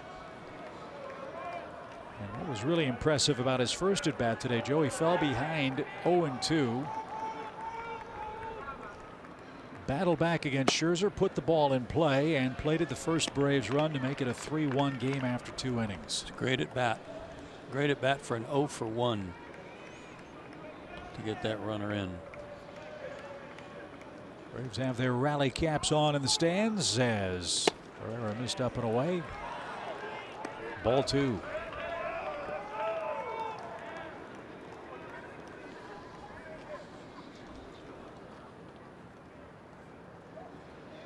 This guy is coming in and throwing 99-mile-an-hour fastballs.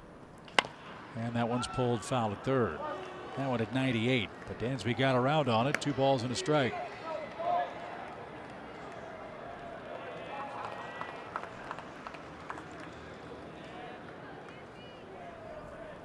There's a happy fan, her first souvenir. Worth the wait.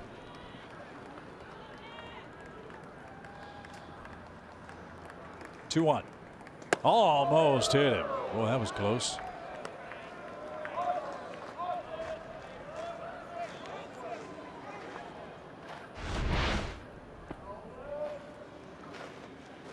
Just missed his elbow.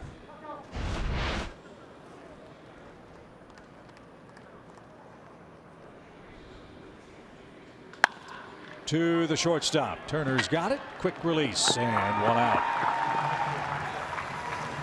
It's got to be tough to hang in there when a guy buzzes the tower like that. You don't really know for sure if he's going to do it again.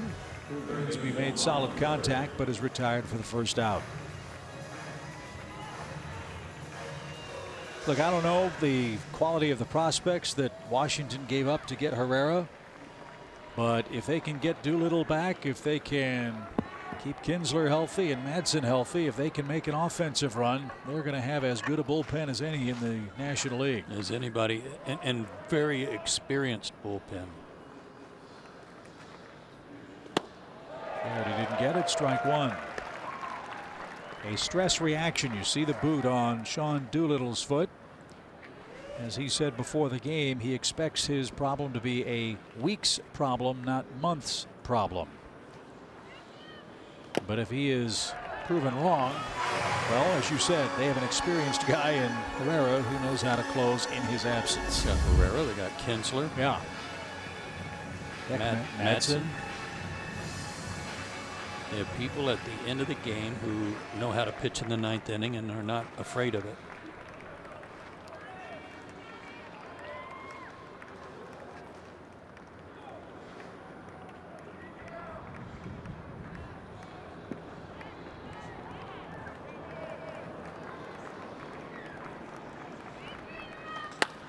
That's hit to Defoe at second. He just checked in. 2 outs. So Washington 1 out away from a critically important win for them. At the moment, they are 6 games behind the Braves in the divisional race. If they get this final out, they'll be 5 back. And they'll host the Braves in 4 games coming up in the first week in August.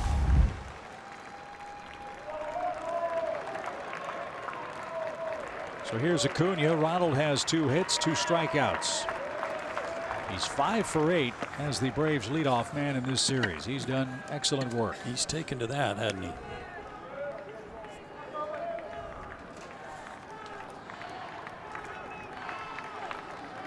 Yeah, I like him at the top. I especially like what he did Friday night when he set the tone for the game with the Braves coming out on fire.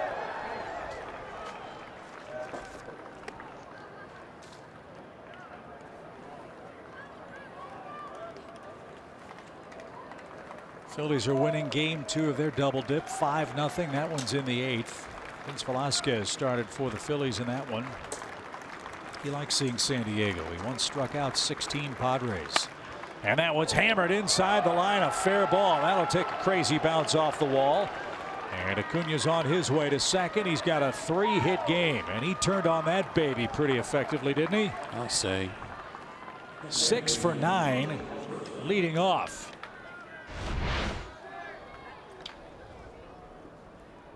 Oh, breaking ball. Thank you very much. Kept his hands back and raked it. What a series he's had in the 2 games. Right over the bag. Well, the Braves aren't done yet. They've got 13 hits. Culberson hits with 2 outs now. Charlie has a 2-hit day. Every Braves regular player who started this game has at least 1 hit. Just a lot of guys left on base. 8 so far. And as you said, hitting in some very tough luck with some good outfield play by Eaton and Taylor for the Nationals that saved a ton of runs.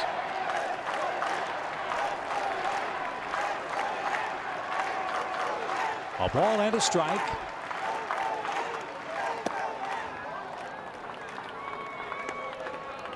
Freeman on deck. Markakis lurking in the Braves dugout.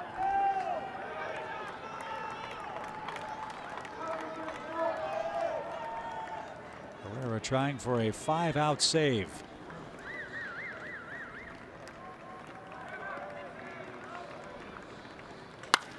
Knocked off the glove. The glove got knocked off his hand, and everybody's safe.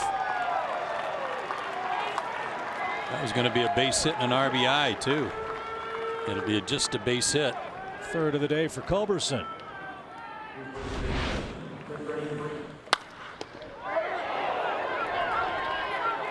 Knocked the glove right off his hand. That ball was hit so hard. And now Lilliquist will have to make another visit to the mound as Freddie Freeman's coming up. And that 27th out, oftentimes the toughest one to get. Braves have 2 on, 2 out. Freeman and Markakis lurking here.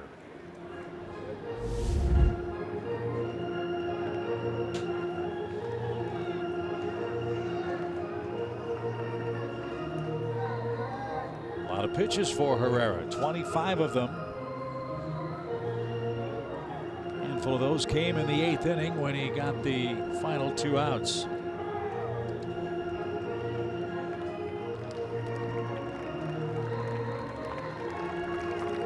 So all Charlie Culberson's done since coming on for Ozzie Albies.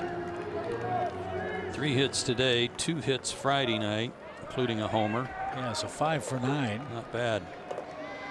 Acuna 6 for 9. That's 14 for 18 out of the first 2 spots in the lineup. Don't forget, Albies had a base hit as well before he left with injury.